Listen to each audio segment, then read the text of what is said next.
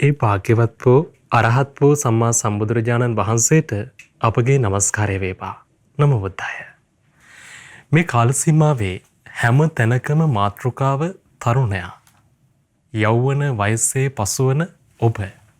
ඉතින් ඔබ මාතෘකා කරගෙන ශ්‍රද්ධා රූපවාහිනියෙන් කතා කරන්නේ අද කීයක එහෙම නැත්නම් නිශ්චිත කාල සීමාවක විතරක් නෙමෙයි. හැමදාමත් අපි කතා කරනවා තරුණ ජීවිතවලට යහපත්ම දේ දෙන්න. යෞවන වයසේ පසුවන ඔබේ ජීවිතයට යහපත්ම දේ ලබා දෙන්න. යොවුන් දහම් වැඩසටහන කාලෙක ඉඳන් ඔබේ ජීවිතයට යහපත්ම දේවල් අරගෙන එනවා. අදත් අපි සූදානම් යොවුන් දහම් වැඩසටහන ආරම්භ කරන්න. ඒ වෙනුවෙන් අපට අනුකම්පාවෙන් වැඩම කොට වදාළ මහමෙවුනාව භාවනා අසපුවාසී අපේ පින්වත් ස්වාමින් වහන්සේ පළමු කොට අපි බොහෝම ගෞරවයෙන් පිළිගන්නවා. ඉතින් පින්වත් ස්වාමින් වහන්සේත් එක්ක අද දවසේදී මේ වැඩසටහන මෙලෙසින් ගෙන එන සූදානම් වෙද්දී අපි මතක් කරනවා කොරියාවේ සේවයේ නියුතු පින්වත් WHA තරින්දු ගිම්හාන පුතුණුවන් තමයි අද දවසේදී වැඩසටහන මෙනුවෙන් දායකත්වය ලබා දෙන්නේ. ඉතින් මේ පින්වන්ත මහත්මයාත් අපි මතක් කරනවා. ඉතින් විශේෂයෙන්ම ඔබටත් අපි ආරාධනා කරනවා ඉදිරි දිනක දායකත්වය පින්වන්ත ඔබට ලබා දෙන්න පුළුවන්. යොවුන් දහම් වැඩසටහන ලාංකීය තරුණ ප්‍රජාව ඉලක්ක කරගෙන ඔබ ජීවිතය අසාර්ථක කරගන්නේ නැතිව සාර්ථකත්වයේ කරා යන කෙනෙක් බවට පත් කරවන්න තමයි යොවුන් දහම් වැඩසටහනේ හැමදාමත් උත්සාහය තිබුණේ. කාලීනව පැන නැගෙන ප්‍රශ්නේ වගේම ප්‍රායෝගිකව අපි කතා කරන්න ඕනි කාරණාවන් තමයි යොවුන් දහම් වැඩසටහනේ අපේ මාතෘකාවන් බවට පත් උනේ, අපේ ප්‍රශ්න බවට පත් උනේ. ඉතින් අද දවසේත් අපි සූදානම් මේ විදියට යහපත උදා කරලා දෙන්න. ඔබටත් පුළුවන් ඉතින් ධර්ම දානයට සම්බන්ධ වෙන්න මේ වැඩසටහන් විකාශනයේට දායකත්වය ලබා දෙමින්. ඉතින් පින්වත් ස්වාමීන් වහන්සේ අවසරයි පළමු කොට අපි හැමදෙනාම උතුම් සීලේ සමාදන් කරවලා වැඩසටහනට පූර්විකාව ලබා ගන්න අවසරයි ස්වාමීන් වහන්සේ. නමෝ බුද්ධාය.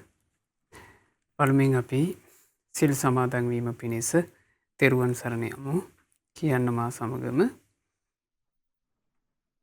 නමෝ තස්ස භගවතු අරහතු සම්මා සම්බුද්දස්ස නමෝ තස්ස භගවතු අරහතු සම්මා සම්බුද්දස්ස නමෝ තස්ස භගවතු අරහතු සම්මා සම්බුද්දස්ස බුද්ධං සරණං ගච්ඡාමි ධම්මං සරණං ගච්ඡාමි සංඝං සරණං ගච්ඡාමි ဒ ුතියම්පි බුද්ධං සරණං ගච්ඡාමි ဒ ුතියම්පි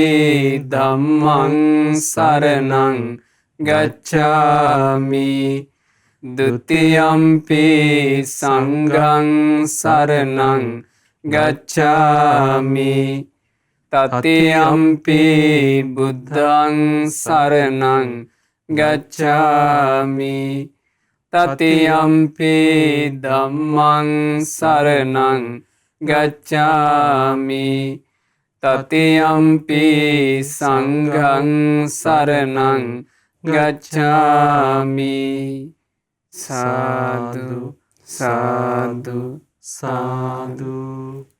උතුම් වූ පංචශීලය සමාදන් වෙන්න මා කීවහම කියන්න. සතුන් මැරීමෙන් වැළකීම නම් වූ සතුන් මැරීමෙන් වැළකීම නම් වූ සිල්පදය සමාදන් වෙමි. සිල්පදය සමාදන් වෙමි. සොරකම් කිරීමෙන් වැළකීම නම් වූ සොරකම් කිරීමෙන් වැළකීම නම් වූ සිල්පදය සමාදන් වෙමි. සිල්පදය සමාදන් වෙමි. වැරදි කාම සේවනයෙන් වැළකීම නම් වූ වැරදි කාම සේවනයෙන් වැළකීම නම් වූ සිල්පදය සමාදන් වෙමි. සිල්පදය සමාදන් වෙමි. බොරු කීමෙන් වැළකීම නම් වූ බොරු කීමෙන් වැළකීම නම් වූ සිල්පදය සමාදන් වෙමි. සිල්පදය සමාදන් වෙමි. මත්පැන් හා මත්පැන් හා මත්ද්‍රව්‍ය භාවිතයෙන් වැළකීම නම් වූ මත්ද්‍රව්‍ය නොවේ භාවිතයෙන් වැළකීම නම් වූ සිල්පදය සමාදන් වෙමි. සිල්පදය සමාදන් වෙමි. පින්වත් ස්වාමීන් වහන්ස පින්වත් ස්වාමීන් වහන්ස උතුම් තිසරණ සහිතව උතුම් තිසරණ සහිතව මා සමාදන් වූ මේ සිල්පද මා සමාදන් වූ මේ සිල්පද දිවි තිබෙන තුරාම දිවි තිබෙන තුරාම ඉතා ගෞරවයෙන් ඉතා ගෞරවයෙන් මම ආරක්ෂා කරමි. මම ආරක්ෂා කරමි. මාගේ මේ සීලය මාගේ මේ සීලය මේ ජීවිතයේ යහපත පිණිසද මේ ජීවිතයේ යහපත පිණිසද මතු ජීවිතයේ සුගතිය පිණිසද මතු ජීවිතයේ සුගතිය පිණිසද සංසාර දුකින් නිදහස් වීම පිණිසද සංසාර දුකින් නිදහස් වීම පිණිසද උපකාර වේවා. උපකාර වේවා. සාදු සාදු සාදු. අවසරයි පින්වත් ස්වාමීන් වහන්ස. ඉතින් අපි ස්වාමීන් වහන්ස මේ යොවුන් දහම් වැඩසටහන දැන් ආරම්භ කරපු කාලේ ඉඳලම බොහෝ දිනෙක Tamanගේ ප්‍රශ්න ඉදිරිපත් කරනවා. තරුණ පිරිස ඇත්තටම සයන්ස් අපි පහුගිය දවසකත් මතක් කරේ මේ තරමටම දැන් ධර්මයේ අහලා ධර්මයට අනුව ජීවිතය හදාගන්න අපේ තරුණ පිරිස කැමතියි ස්වාමීන් වහන්සේ. ඉතින් මේ කැමැත්ත නිසාම තමයි අපි පුංචි වෙනස්කමක් කරලා දැන් සති කිහිපයක් තිස්සේ යොවුන් දහම් වැඩසටහනේ ආරම්භයෙන්ම අපි ප්‍රවේශ වෙන්නේ අපේ තියෙන ප්‍රායෝගික ප්‍රශ්නයක් කතා කරගෙන. ඉතින් ස්වාමීන් වහන්සේ අපි අද හිතුව දැන් අර මම මුලින් කිව්වා වගේ මේ කාලේ හැමතැනකම මාතෘකාව තරුණයනේ ස්වාමීන් වහන්සේ. එතකොට මේ තරුණ පිරිස ඉලක්ක කරගෙන නොයෙකුත් කතාබහ මේ සමාජයේ ඇති වෙලා තියෙනවා. ඇත්තටම ස්වාමීන් වහන්සේ මේ තුලින් කියන්නේ මේක මේ ආදරවන්තයින්ගේ දිනේ කියලා නෙමෙයි දැන් මේ හෙට එළමෙන දිනේ හඳුන්වන්නේ. නමුත් මේ ඇත්තටම ආදරය කියන්නේ මොකක්ද? පිවිතුරු ආදරයක් කියන්නේ මොකක්ද? ජීවිතේ යහපත දකගන්නේ කොහොමද කියන කාරණාව ඒ ඔස්සේ කිසිම දෙයක් කියවෙන්නේ නැහැ ස්වාමීන් වහන්සේ. කියන්නේ ඇත්තටම හැමතැනකම පේන්නේ අපිට මේක මේ වෙළඳ මාෆියාවක් කියන දේ. ඒ කියන්නේ මේ තරුණයා ඉලක්ක කරගෙන මේක හොඳ ව්‍යාපාර අවස්ථාවක් කියලා හඳුනගෙන ව්‍යාපාරිකයෝ ටිකක් ගොඩනගන දිනයක් ඇත්තටම ස්වාමීන් වහන්සේ. ඒක තමයි මේ වෙලාවේ අපි දකින්නේ හැම ව්‍යාපාරයක්ම වගේ හැම ආයතනයක්ම වගේ තරුණ ඉලක්ක කරගෙන විවිධ ප්‍රවර්ධන වැඩසටහන් සිදු කරනවා. ඉතින් අපේ පිරිසත් ඕකට අහු වෙනවා ස්වාමීන් වහන්සේ. ජීවිතේ විනාශ කර ගන්නවා. ඇත්තටම සයන්ස් අපි තරුණයෙක්ගෙන් යම් තැනකදී ඇහුවොතින් ජීවිතේ ඔබ කැමතිද සුන්දර විදිහට ගත කරන්න කියලා. ඒ අය හැමෝම ස්වාමීන් වහන්සේ බලාපොරොත්තුවක් නැහැ ජීවිතේ විනාශ කරගන්න. ඒ අය හැමෝම කැමති යහපත් පෞල් ජීවිතයක් ගත කරන්න. Tamanගේ අධ්‍යාපන ලබන දරුවෙක් විදිහට හොඳින් අධ්‍යාපනය ලබන්න. ඔය වගේ සයන්ස් හොඳ කැමැත්තක් තියෙනවා. නමුත් කොතන හරි වැරදිලා තියෙනවා ස්වාමීන් වහන්සේ. අපි මේ දිනය විනාශ පත්වෙන දවසක් බවට පත් වෙන්නේ නැතුව ජීවිතේ සාර්ථකත්වයේ කරා යන කෙනෙක්ගේ ජීවිතයට අපි ධර්මයෙන් අවවාදයක් ලබා දෙමු සයන්ස් අවසරයි. නමෝබුද්ධාය. පළමුව මාගේ ගුරු දේවෝත්තම පරම පූජනීය පින්වත් ලොකු ස්වාමීන් වහන්සේට ගෞරවාදර වන්දනාව වේවා. සාදු සාදු සාදු. ශ්‍රද්ධාවන්ත වාසනාවන්ත පින්වතුනේ, පින්වත් යොවුන් දූ දරුවනේ, අද ආරම්භයේදීම විමසූ කාරණාව ඇතින්ම මේ වෙනකොට ලෝකයේ බොහෝ දෙනෙක් වෙන් කරගත්ත දිනයක්නේ. ඇත්තටම එක වෙළඳ මාෆියාවක් හරියට මේ යෞවනයාව මුල් කරගෙන හරි හම්බ කරන එකක් තියෙන්නේ. යෞවනයා, යෞවනිය සහ යොවුන් විය කියන එක මුල් කරගෙන ඒක කේන්ද්‍ර කරගෙන හදාගත්ත වෙනම වෙළඳ පළක්. වැලන්ටයින් කියන නමින් ඒක යනවා. ඉතින් මට මේක ගැන කතා කරනකොට මම මේකට පිළිතුර විදිහට, අනුශාසනා විදිහට කියලා දෙන්නම්. ඒ කියන්නේ ජීවිතේ සුන්දර එකක් බවට පත් කර ගැනීම, ජීවිතේ ලස්සන එකක් බවට පත් කර ගැනීම කියන කාරණාව. එහෙමයි. ඒකට හේතුව ලක්ෂණ ජීවිතේ සුන්දර එකක් වුණොත් ජීවිතේ ලස්සන එකක් වුණොත් ඒ ලස්සන සුන්දර ජීවිත දෙකක් එකතු වෙන තැන සුන්දර ආදරයක් සුන්දර සෙනෙහසක් හැදේ. එහෙමයි. මොකද එතන සුන්දර ජීවිත දෙකක් එකතු වුණේ නේ. ලස්සන ජීවිත දෙකක් එකතු වුණේ. එහෙමයි. ඒ නිසා ලස්සන ජීවිතයක් හදාගන්නේ කොහොමද? සුන්දර ජීවිතයක් හදාගන්නේ කොහොමද කියන එක ගැනයි අපි ඉගෙන ගන්න ඕන. අපේ බුදුරජාණන් වහන්සේගේ ශ්‍රී සද්ධර්මයේ තුල ශාස්ත්‍රඥ වහන්සේ ඇත්තටම මේ ජීවිතයට ධර්මයේ දේශනා කළේම කෙලෙස් නිසා අසුන්දර වෙලා යන ජීවිත ගලව ගන්න. එහෙමයි සනස. බුදුරජාණන් වහන්සේ ශ්‍රී සද්ධර්මයේ දේශනා කරනකොට ඒ ධර්මයේ තුලින් කොච්චර සුන්දර සැනසිලිදායක ජීවිත ඇති වුණාද? ඒ සුන්දරත්වය මේ ලෝකේ ලබන්න තියෙන ඉහළම සුන්දරත්වය රහතන් වහන්සේලා කෙලෙස් පීඩා කිසිවක් නැති උත්තමයෝ බිහි වුණා. තව මාර්ගඵලලාභී උත්තමයෝ බිහි වුණා. එහෙමයි. මම කියන්නේ එච්චර දුරකට ගිහිල්ලා නෙමෙයි. සුන්දර ජීවිතයක් ලස්සන ජීවිතයක් කියලා ඇත්තටම කියන්න පුළුවන්. මේ ජීවිතෙන් පස්සේ මරණයටපත් වෙනකොට සුගතිය යන ජීවිතයකට.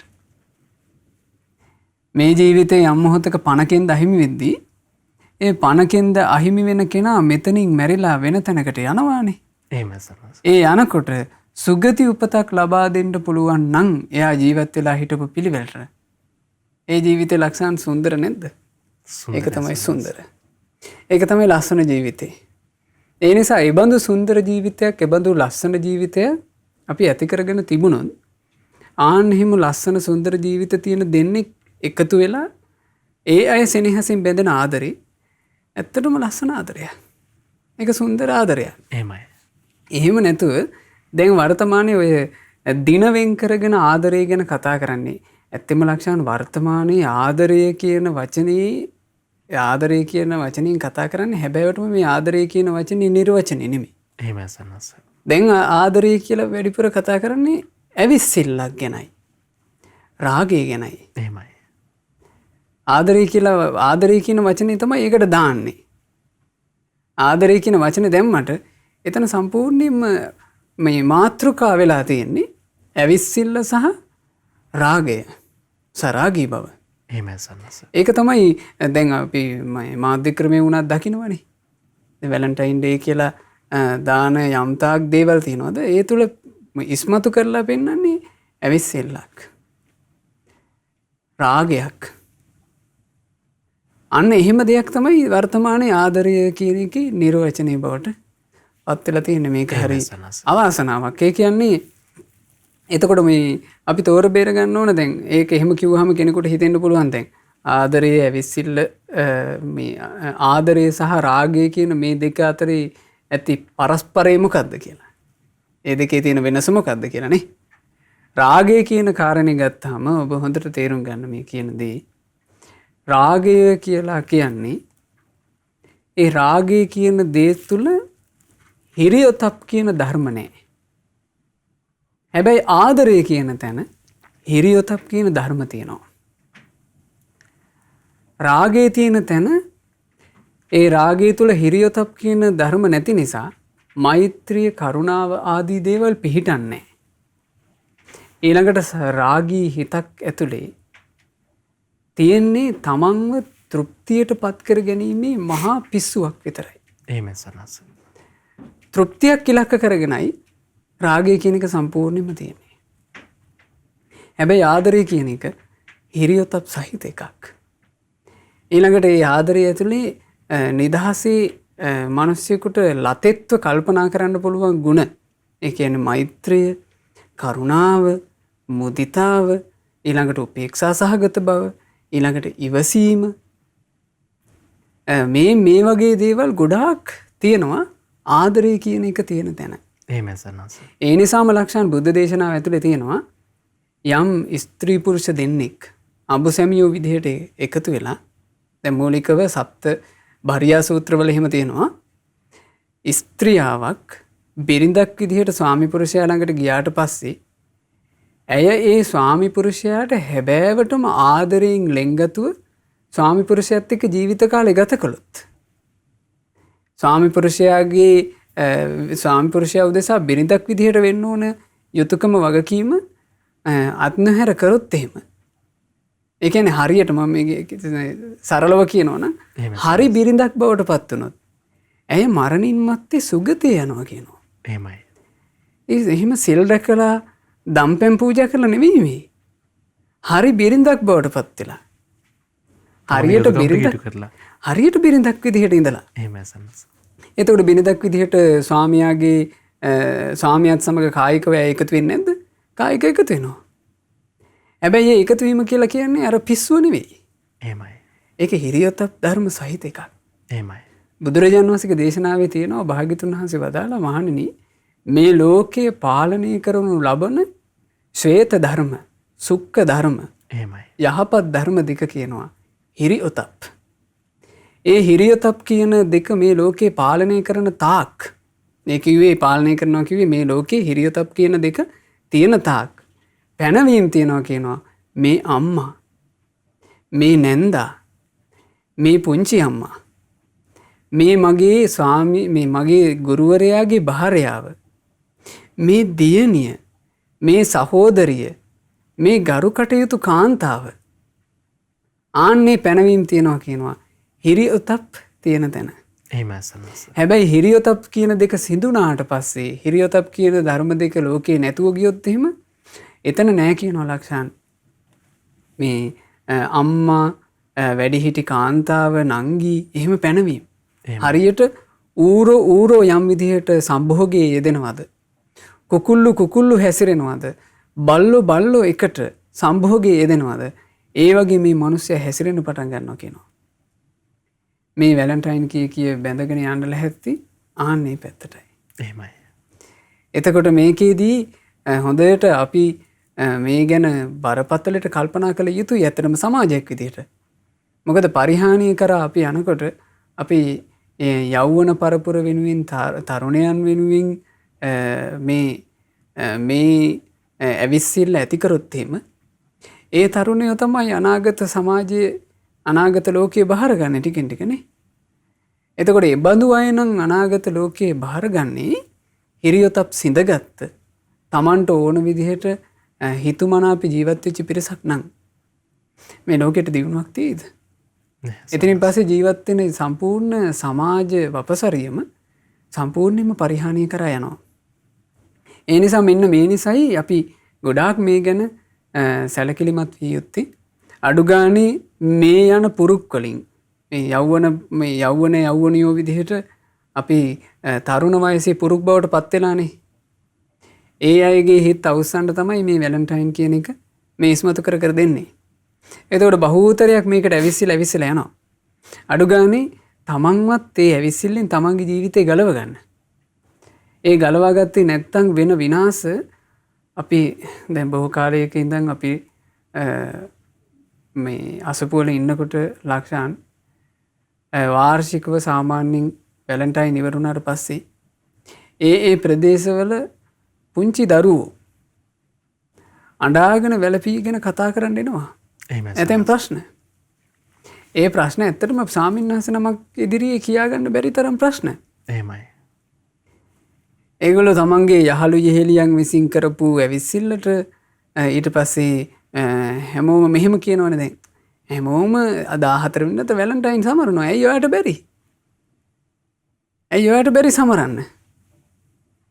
එතකොට කෙනෙක් වැලන්ටයින් සමරන්නේ නැත්නම් අයියෝ ඔයාලට වැලන්ටයින්වත් නැද්ද? ඒ වගේ මේක මේ හරියට අර කෑමක් බීමක් වගේ අත්‍යවශ්‍ය අවශ්‍යතාවයක් බවට සමාජයේ විසින් ඇත්තටම සමහර ගුරුවරු පවා හිටිය ලක්ෂණ. එහෙමයි. අපි දන්න දේවල් සමහර ගුරුවරු පවා හිටිය ප්‍රසිද්ධ ටියුෂන් ක්ලාස් කරන ගුරුවරු මේ වැලන්ටයින් කියන එක ඉස්මතු කරනවා. ඉස්මතු කරලා ඉතින් ටියුෂන් ක්ලාස් කරන ඒ වයසේ යන ළමයි කියලා කියන්නේ අවුරුදු 17, 18, 19 ඔය වගේ වයසේ දරුවෝ. එහෙමයි සනස. මේ වැලන්ටයින් කියන පිස්සුවට අහු වෙලා මේ හරියට පිපීගෙන එන මල් කැකුළු වගේ ඊටාම පුංචි වයසේදීම ජීවිතේ විනාශ කරගන්නවා. හිතන්න ලක්ෂණ අවුරුදු 20න් අවුරුදු 18න් 19න් ජීවිතේ විනාශ වුණොත් එතනින් එහාට විනාශ වෙච්ච ජීවිතයක් එක්ක නේද අනිත් කාලේ සම්පූර්ණ ගත කරන්න තියෙන්නේ. පසුතැවිල්ලක් එක්ක. හදවතේ ගින්නක් එක්ක. අන්න ඒ නිසා තමන්ගේ ජීවිතේ තමන් ලස්සනට හදාගන්න නම් තමන්ගේ ජීවිතේ තමන් ලස්සනට හදාගන්න නම් සත්පුරුෂයන් වහන්සේලාගේ අවවාද භාග්‍යතුන් වහන්සේගේ අවවාදය ඒක තමයි අපිට උපකාර වෙන්නේ. එහෙමයි සන්නස. ඒ උපකාරය අපි අපේ ජීවිතයට හදාගෙන අපි අපේ ජීවිත තුළ ඇති කරගත්තොත් මේ ලක්ෂණ මේ කාලේම හිරියොතප් සහිතව සුන්දර ගුණධර්ම. ඒ කියන්නේ ඇත්තටම අපි ආදරය කරන්න ඕන මුලින්ම ආදරය කළ යුත්තේ තමාටයි. අපි ආදරය කරන්න පටන් ගන්නකොට අපි මුලින්ම ආදරය කළ යුත්තේ අපි ස්නේහවන්ත විය යුත්තේ තමාටයි. එනිසා තමන්ට ආදරය කරන්න පටන් ගන්න. තමන්ගේ ජීවිතය ගැන පෞද්ගලිකව තදින් හිතන්න පටන් ගන්න. හොඳට පරිණතව පුළුල්ව කල්පනා කරන්න පටන් ගන්න. මේ ඇවිස්සුණු මානසිකත්වයකින් ජීවිතය ගැන කවදාවත් හිතන්න එපා. හේතුව අපි තනි තනියෙන් අපේ ජීවිතවලට මුහුණ දෙන්න ඕන. ලෝකයක් එක්ක අපි එකට හිටියට අපිට හැමතිස්සෙම ජීවිතය කියන එකට මුහුණ දෙන්න වෙන්නේ තනියමයි.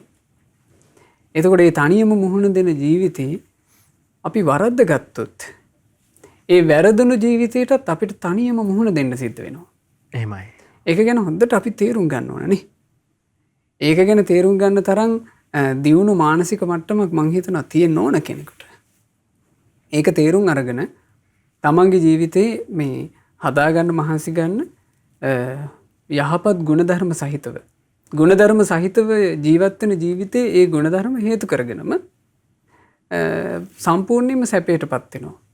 ඒ නිසා ආදරය ගැන ඉගෙන ගන්න කැමති කෙනෙකුට හරියටම ඇත්තටම ආදරය කියන්නේ මොකක්ද කියලා ඉගෙන ගන්න කැමති කෙනෙකුට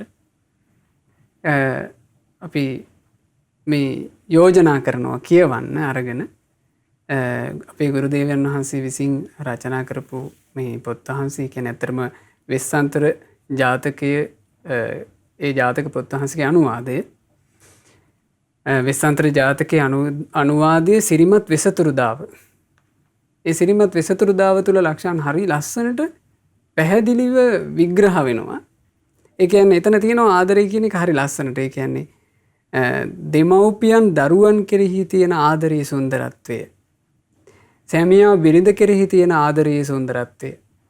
බිරිඳ ස්වාමියා කෙරෙහි තියෙන ඒ සුන්දර ආදරය.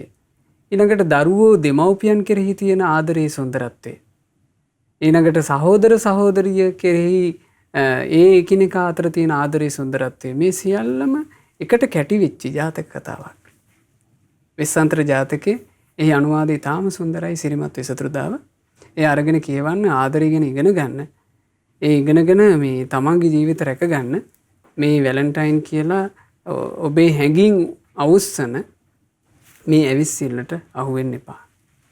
එහෙම සන්නස්. ඉතින් මේ ඇවිස්සිල්ලෙන් බේරගන්න තමයි පින්වත් ලොකු ස්වාමීන් වහන්සේ නේද සන්නස්. යෝන් දහම් සක්මන දැන් කාලෙක ඉඳලා පෙබරවාරි මාසේ මේ 14 වෙනිදා ආශ්‍රිත දිනයක් තෝරගෙන තරුණ දරුවන් බේරගන්න පවත්වන්නේ අධ්‍යයන තාරුණ්‍යයට මෙහිරි අරුතක් රැගෙන යෝන් දහම් සක්මන වැඩසටහන හෙට දවසේදී පැවැත්වෙනවා. මෙවර පිරිසක් සහභාගී කරගෙන පවත්වන්න වෙන්නේ නැහැ නේද සොයනාස? ඒ කියන්නේ මේ කාලයට අනුරූපව දැන් මේ වෙනකොට රටේ තියෙන තත්ත්වය හැමෝම දන්නවනේ. ඒකට මේ කාලයට අනුරූපව මේ වගේ පසුබිමක වුණත් මේ වගේ රටේ ස්වභාවයක් තියෙද්දි වුණත් මේ වැඩසටහන සිදු කරන්න කල්පනා කළේ මේ තුලින් තරුණ තරුණියන්ගේ ජීවිතයට සැලසෙන විශාල යහපත නිසාමයි. ඊළඟට මේ අඩු ගානේ පින් තියෙන වාසනාව තියෙන ටිකක් මේ පුළුල්ව නුවණින් කල්පනා කරන්න පුළුවන් ඇවිස්සෙන හැම හැඟීමක් පස්සේ මේ යන්නේ නැති තරුණ තරුණිය ඕන තරම් ඉන්නවා. ආන්නේ ඒ අයට රැකවරණයක් උදෙසා තමයි යෝන් දහම් සක්මන වැඩසටහන සිද්ධ කරන්නේ. ඇත්තටම මේක ආරම්භ වුණෙත් ලක්ෂණ අපේ ගුරුදේවයන් වහන්සේ මේ සමාජ පරිහානිය හොඳට දැක්ක නිසා එහෙමයි සන්නස්. ඒ කෙරෙහි අනුකම්පාවක් ඉපදිලා පටන් ගත්ත වැඩසටහනනේ මේක. එහෙමයි. යෝන් දහම් සක්මන කියන්නේ දැන් අපි වසර ගණනාවක් මේක කරගෙන ආවා යෝන් දහම් සක්මන වැඩසටහන. එයින් සැලසෙච්ච යහපත කොච්චරද කියලා අපි දන්නවා. එහෙමයි සන්නස්. මේ සමාජයේ නොයෙක් වියක්තියයි කියාගන්න ඊළඟට නොයෙක් අයුරින් මේ සමාජයට කතා කරන අය සමහරලාට කියනවා මේ තරුණයා මේ කාලේ වෙනසීගෙන යනවා, තරුණයා පිරිහෙනවා, තරුණයා මේ සමාජ සාරධර්ම වලින් බැහැරට යනවා ආදි වශයෙන් මේ තරුණයාට තරුණියට චෝදනා කරනවා. චෝදනා කරනයි බොහොමයි සයන උත්තරයක් නැහැ. චෝදනා කරාට ඒ අයට පිළිතුරක් දෙන්න කෙනෙක් නැහැ. ඒ කියන්නේ ඝන අන්ධකාරයට සාප කරන අය වුණ තරම් ඉන්නවා. හැබැයි මේ අඳුර දුරු කර ගැනීම පිණිස සුළු හෝ ආලෝකයක් දැල්වන්න කෙනෙක් ලේසියෙන් නැහැ. එහෙමයි. ඉතින් අපේ ගුරු දේවෝත්තම පින්වත් ලොකු ස්වාමීන් වහන්සේ මේ හේතුව නිසාමයි මේ අඳුර කරා යන තරුණ ජීවිතවලට ආලෝකයක් පිණිස යොවුන් දහම් සක්මන වැඩසටහන ආරම්භ කළේ. හෙට දවසේ 1 ඉඳලා 6 වෙනකල් කාලය යොවුන් දහම් සක්මන අපේ ගුරු දේවෝත්තම පින්වත් ලොකු ස්වාමීන් වහන්සේගේ මූලිකත්වයෙන් සිද්ධ කරනවා. ඔබට සජීව විකාශයක් විදිහට ශ්‍රද්ධා රූපවාහිනිය ඔස්සේ ලක්විරු ගුවන්විදුලිය ඔස්සේ ඔබට ඊට සම්බන්ධ වෙන්න පුළුවන්. ඒ නිසා අපි ඔබට මේ බොහෝම ආදරයෙන් කරුණාවෙන් අනුකම්පාවෙන් ඔබට සිහිපත් කරනවා. හැම කෙනෙක්ම මේ යොවුන් දහම් සක්මන නැරඹීම පිණිස කාලෙ වෙන් කරගන්න. කාලෙ වෙන් කරගෙන ඒ උදෙසා සූදානම් වෙන්න. මේ වැඩසටහන අපි අද මේ කරන යොවුන් වැඩසටහන යම් දෙමව්පියෙක් අහනවා නම් ඒ දෙමව්පියෝ තමන්ගේ දරුවන්ව අනිවාර්යයෙන් මේ වැඩසටහනට හෙට දවසේ යොමු කරන්න. යම් තරුණයෙක් හෝ තරුණියක් දැන් මේ වෙලාවේ මේ වැඩසටහන නරඹමින් ඉන්නවා නම් ඔබ ඔබේ යහළුවාට හෝ යෙහෙළියට දෙන්න තියෙන සුන්දරම තෑග්ගක්, සුන්දරම ත්‍යාගයක්, සුන්දර පණිවිඩයක් මේ යොවුන් දහම් සක්මන වැඩසටහන හෙට දවසේ නරඹන්න කියන එක.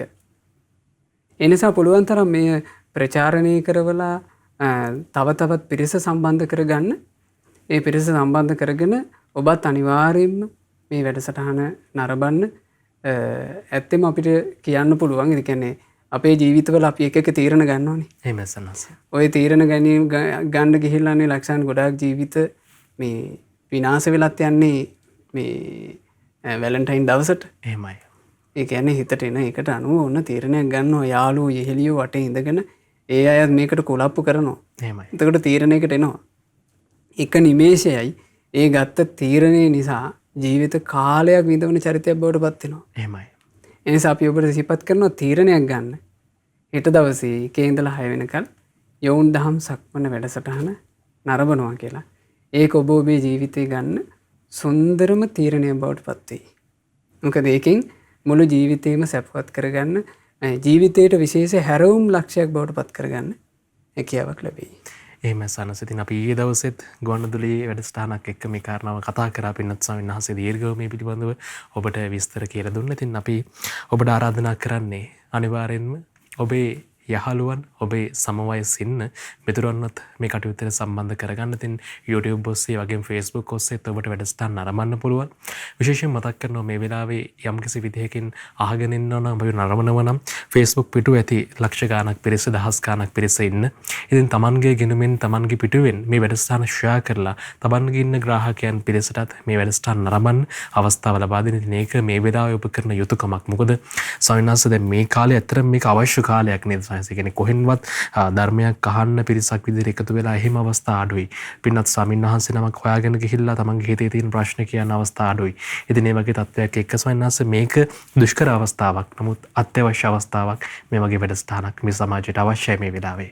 ඔව් ඒ නිසා අපි රක්ෂාන් කිව්වා වගේ දැන් ගොඩාක් දෙනෙක් හුරු වෙලා ඉන්න දෙයක්. ඊට පස්සේ අපිට සමාජ මාධ්‍ය ආදී දෙස බලපුවම අපිට පේනවා මේ නරක දේවල් ජීවිතයකට වැඩක් නැති.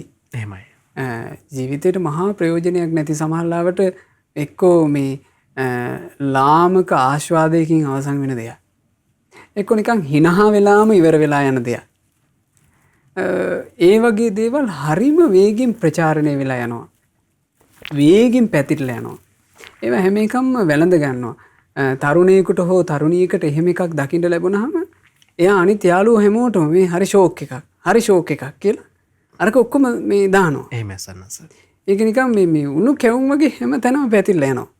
පැය ගානෙන් ලක්ෂ ගාණක් දෙන අතරට ගිහිල්ලා සන්නස. ඉතාලම ඉක්මනින් ඒව පැතිරලා යනකොට පේනවා. හැබැයි මේ යහපත පතුරවන්න, යහපත් දෙයක්, හොඳ දෙයක් ජීවිතේ දැන් මේ ජීවිතය කියලා කියන එක දිහා මේ කාලේ කියන්නේ මේ වගේ කෙටි ආයුෂයක් තියෙන කාලේ ජීවිතය කියන එක දිහා පුළුල්ව බලාගන්න බෑ කියලා කියන්නේ හරිම මෝඩයිනේ. එහෙමයි සන්නස. ඒ කියන්නේ මේ කාලේ අපිට හොඳටම පේනවානේ අපි මේ තරුණ වයස කියන එක අපිට කොච්චර පුංචි කාලයක්ද තියෙන්නේ කියන එක.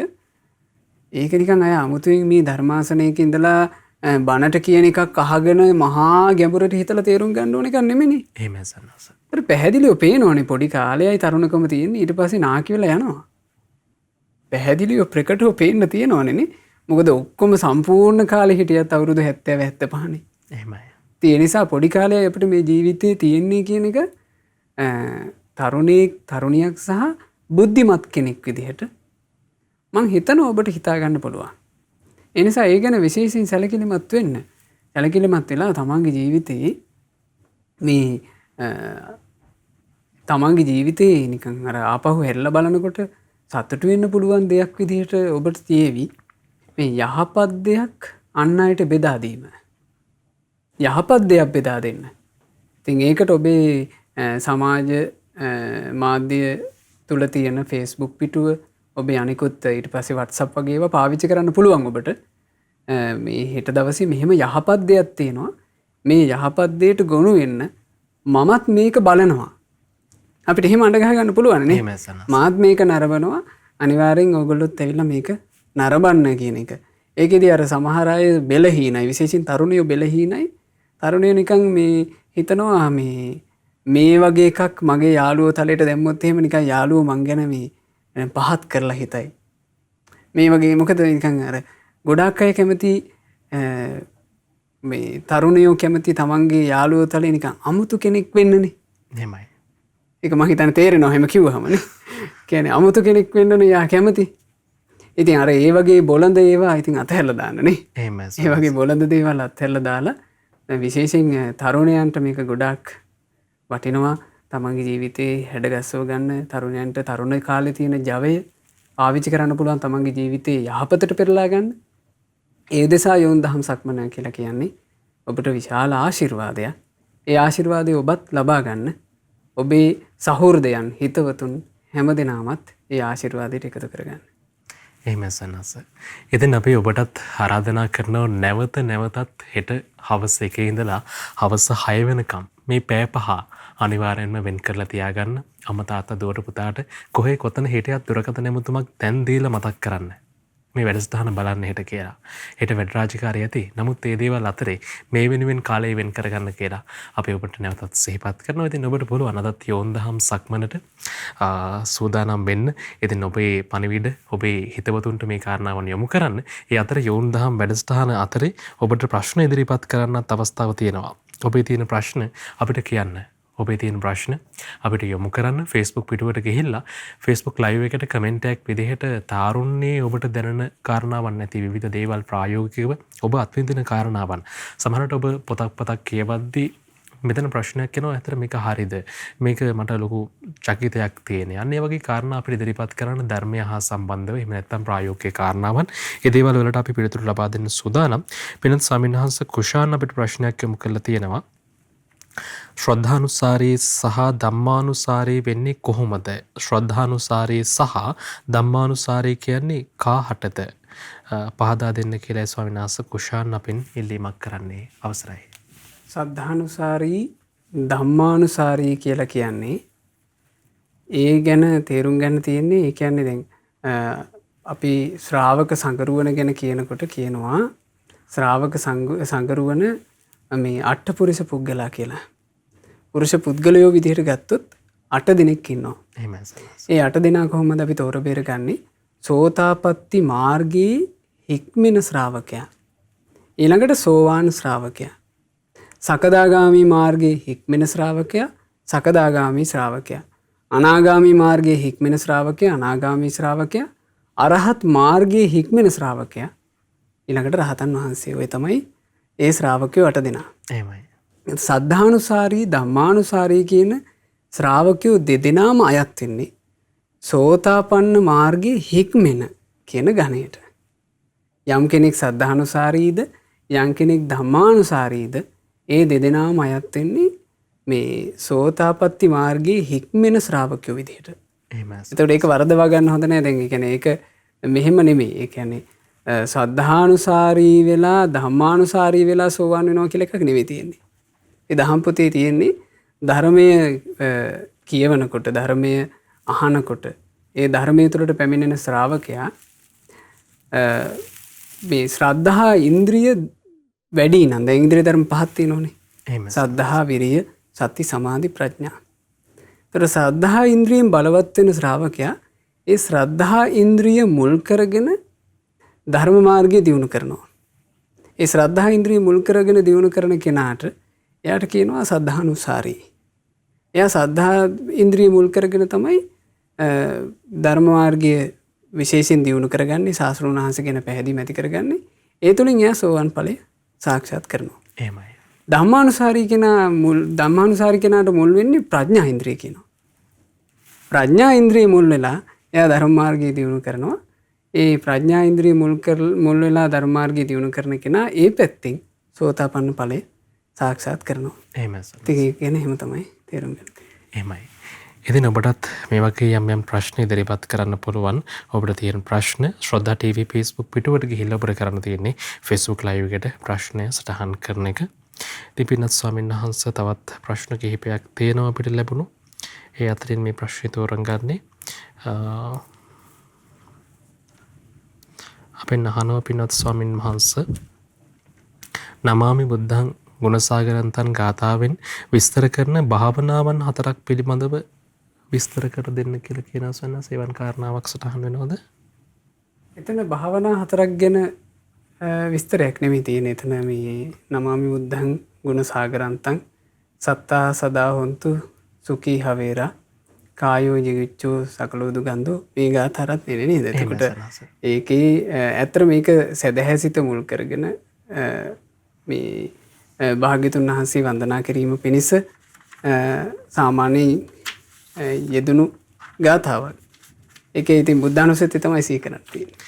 එහෙම ස්වාමීන් ඉතින් ඔබටත් අවස්ථාව තිබෙනවා ප්‍රශ්න යොමු කරන්න. ඒ අතරේ මතක් කරනවා කෙටියෙන් සිංහල භාෂාවෙන් ඔබේ ප්‍රශ්නය සටහන් කරන්න. ඉතින් එතකොට අපිට වඩාත් පහසුවෙන් පිනත් ස්වාමීන් වහන්සේට මේ ප්‍රශ්න යොමු කරන්න අවස්ථාව තියෙනවා. ඉතින් අපි කෙටි විරාමයකට යන්නත් සූදානම්. විරාමයට යන්න කලින් පිනත් ස්වාමීන් වහන්සේ අපි තවත් ප්‍රශ්නයක් තෝරගන්න හේතුව. ඒ තමයි පිනත් ස්වාමීන් වහන්සේ දැන් අර ගොඩක් දෙනා මේ කාරණාව ඉදිරිපත් කරනවා. ඒ ප්‍රශ්න අපිට මේ යොමුලා තියෙන සංස මේ ඒ කියන්නේ මියගිය අය සිහිනෙන් දකින්නවා කියන කාරණාව. මේක දකින්නේ හොඳකටද නරකටද ඔය වගේ විවිධ ප්‍රශ්න තියෙනවා. ඒකට අපි උත්තරයක් දෙමු. ඒකට අපිට ඇත්තටම ඍජුවම පිළිතුරක් දෙන්න බෑ. ඒ කියන්නේ ඒකට මොකද සිහිනය කියන එක ගත්තාම ඒක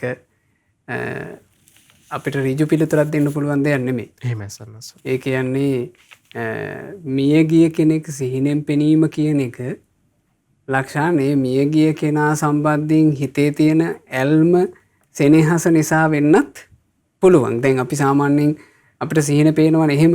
අපි හිතමු ලස්සන දෙයක් දැක්කොත් එහෙම ඒ ලස්සන දේ ඔන්න රෑ නිින්දෙන් පේනවා. කො බය හිතෙන දෙයක් දැක්කොත් ඒ බය හිතෙන දේ රෑ සිහිනෙන් පේනවනේ. හිතට තදින් කාවැදිච්ච දෙයක් දැක්කොත් ඒක රෑ හිණින් පේනවා. එහෙම එකක් තියෙනවනේ. එහෙමයි. ඒ වගේ ආදරය කරපු සෙනෙහසින් හිටපු කෙනෙක් මිය පරලෝ ගියාට පස්සේ එයාව සිහිනෙන් පේන්න පුළුවන්.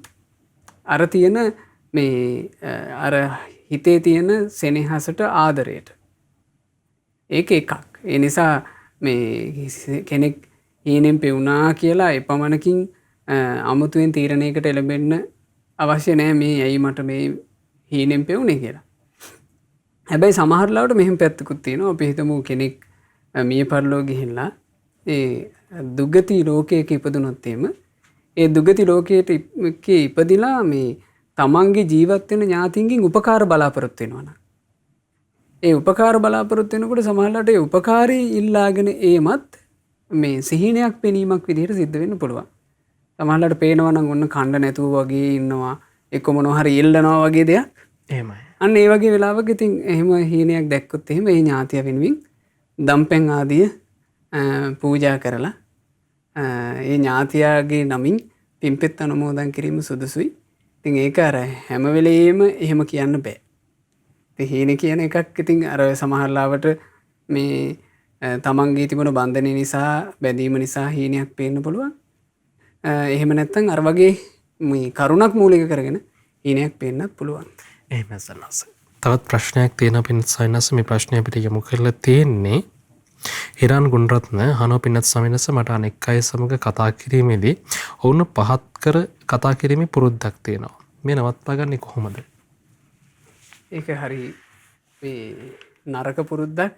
එහෙමයි. ඒ කියන්නේ අනිත් අයව පහත් කරලා කතා කරන එක. ඒකෙන් අනිත් එක ඒකෙන් සිද්ධ වෙන ලොකුම මේ හානිය තමයි. ඒකෙන් සිද්ධ වෙන මූලිකම හානිය පිරිස Tamanට ප්‍රිය නැති වෙනවා. පිරිසත් එක්ක එකට ඉන්නකොට ඒ පිරිසේ ප්‍රිය භාවය හරියට සිඳිලා යනවා මේ. දැන් එහෙම එකක් තියෙනවනේ නේද ලක්ෂණ දැන් අපි වුණත් කැමති නැහැ කවුරු හරි නිකන් අපිව හෙලා දැකලා කතා කරනවා නම්. එතකොට ඒ හෙලා දැකලා කතා කරන එක එහෙම මේ ලැබුවොත් එහෙම ඒ හෙලා දැකලා කතා කරන කෙනා කෙරෙහි අනායාසයෙන්ම අපිට උපදින්නේ නැද්ද අප්‍රිය බව. මේ පුද්ගලයා මේ මාව හෙලා දකිනවා කියලා. එහෙමනම් තව කෙනෙක්ව අපි හෙලා දැකලා කතා කරනවා නම් එයාටත් ඒක එහෙම වෙනව නේද? එයාට නිරායාසයෙන්ම අපිව අප්‍රසන්න පුද්ගලයෙක් බවට පත් වෙනවා. එහෙමයි. මේ අපි ඉතින් අපිට ජීවත් වෙන සමාජ වපසරිය ගත්තාම අපි මේ පුංචි පිරිසක් එක්කනේ අපි ජීවත් වෙන්නේ නේ. මේ ජීවත් වෙන පුංචි පිරිස මොකටද එහෙම තරහ කරගන්නේ? මොකටද අප්‍රිය කරගන්නේ? ඒ නිසා මේ මෙන්න මෙහෙම හිතක් උපද්ද ගන්න. ඒ කියන්නේ පළවෙනි එක තමයි කැමැත්තක් ඇති කරගන්න. මම මේ අන් අයව හෙලා දැකලා කතා කරන එකෙන් මං වළකින්න ඕන කියන කැමැත්ත එක. ඊළඟට නිතර හිතන්න මේ ලෝකේ තව කෙනෙක්ව හෙලා දැකලා කතා කරනකොට මාව හෙලා දැකලා යම් කෙනෙක් මට කතා කරොත් මට එයාව ප්‍රිය නෑ. මමත් එතකොට අනිත් අයව හෙලා දැකලා කතා කරන්න ගියොත් අනිත් අයට මාව ප්‍රිය නැති වේවි. ඒක නිතර හිතන්න. ඒක හිතනකොට මේ හිතට යම් පණිවිඩයක් යනවා.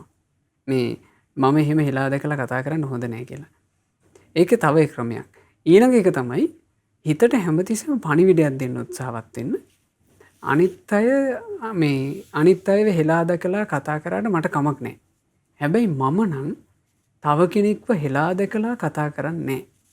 මං තව කෙනෙක්ව හෙලා දැකලා කතා කරන්නේ නැහැ කියන එක නිතර මේ හිතට පණිවිඩයක් විදිහට දීලා තියන්න ඕනේ. ඒකට අපි කියනවා පූර්ව යෝජනා ක්‍රමය කියලා. එහෙමයි. ඒක හරි මේ වටින එකක් හිතක් කුසලයක් තුළට ගන්න. ඉතින් ඔය ක්‍රම 3 කරන්න පුළුවන්. හැබැයි ඕක කරන්න පටන් ගන්නකොට මේක පාර ඔක්කොම හරියන්නේ නැහැ. ඒ අතරේ යම් කෙනෙක්ව හෙලා දැකලා කතා කිරීමකට ලක් වුණොත් Tamanටත් මතක් වුණොත් එහෙම එකපාර මම මෙයාව නිකන් හෙලා දැකලා කතා කළා කියලා. එයාගෙන් සමාව ගන්න. එහෙමයි සන්නස.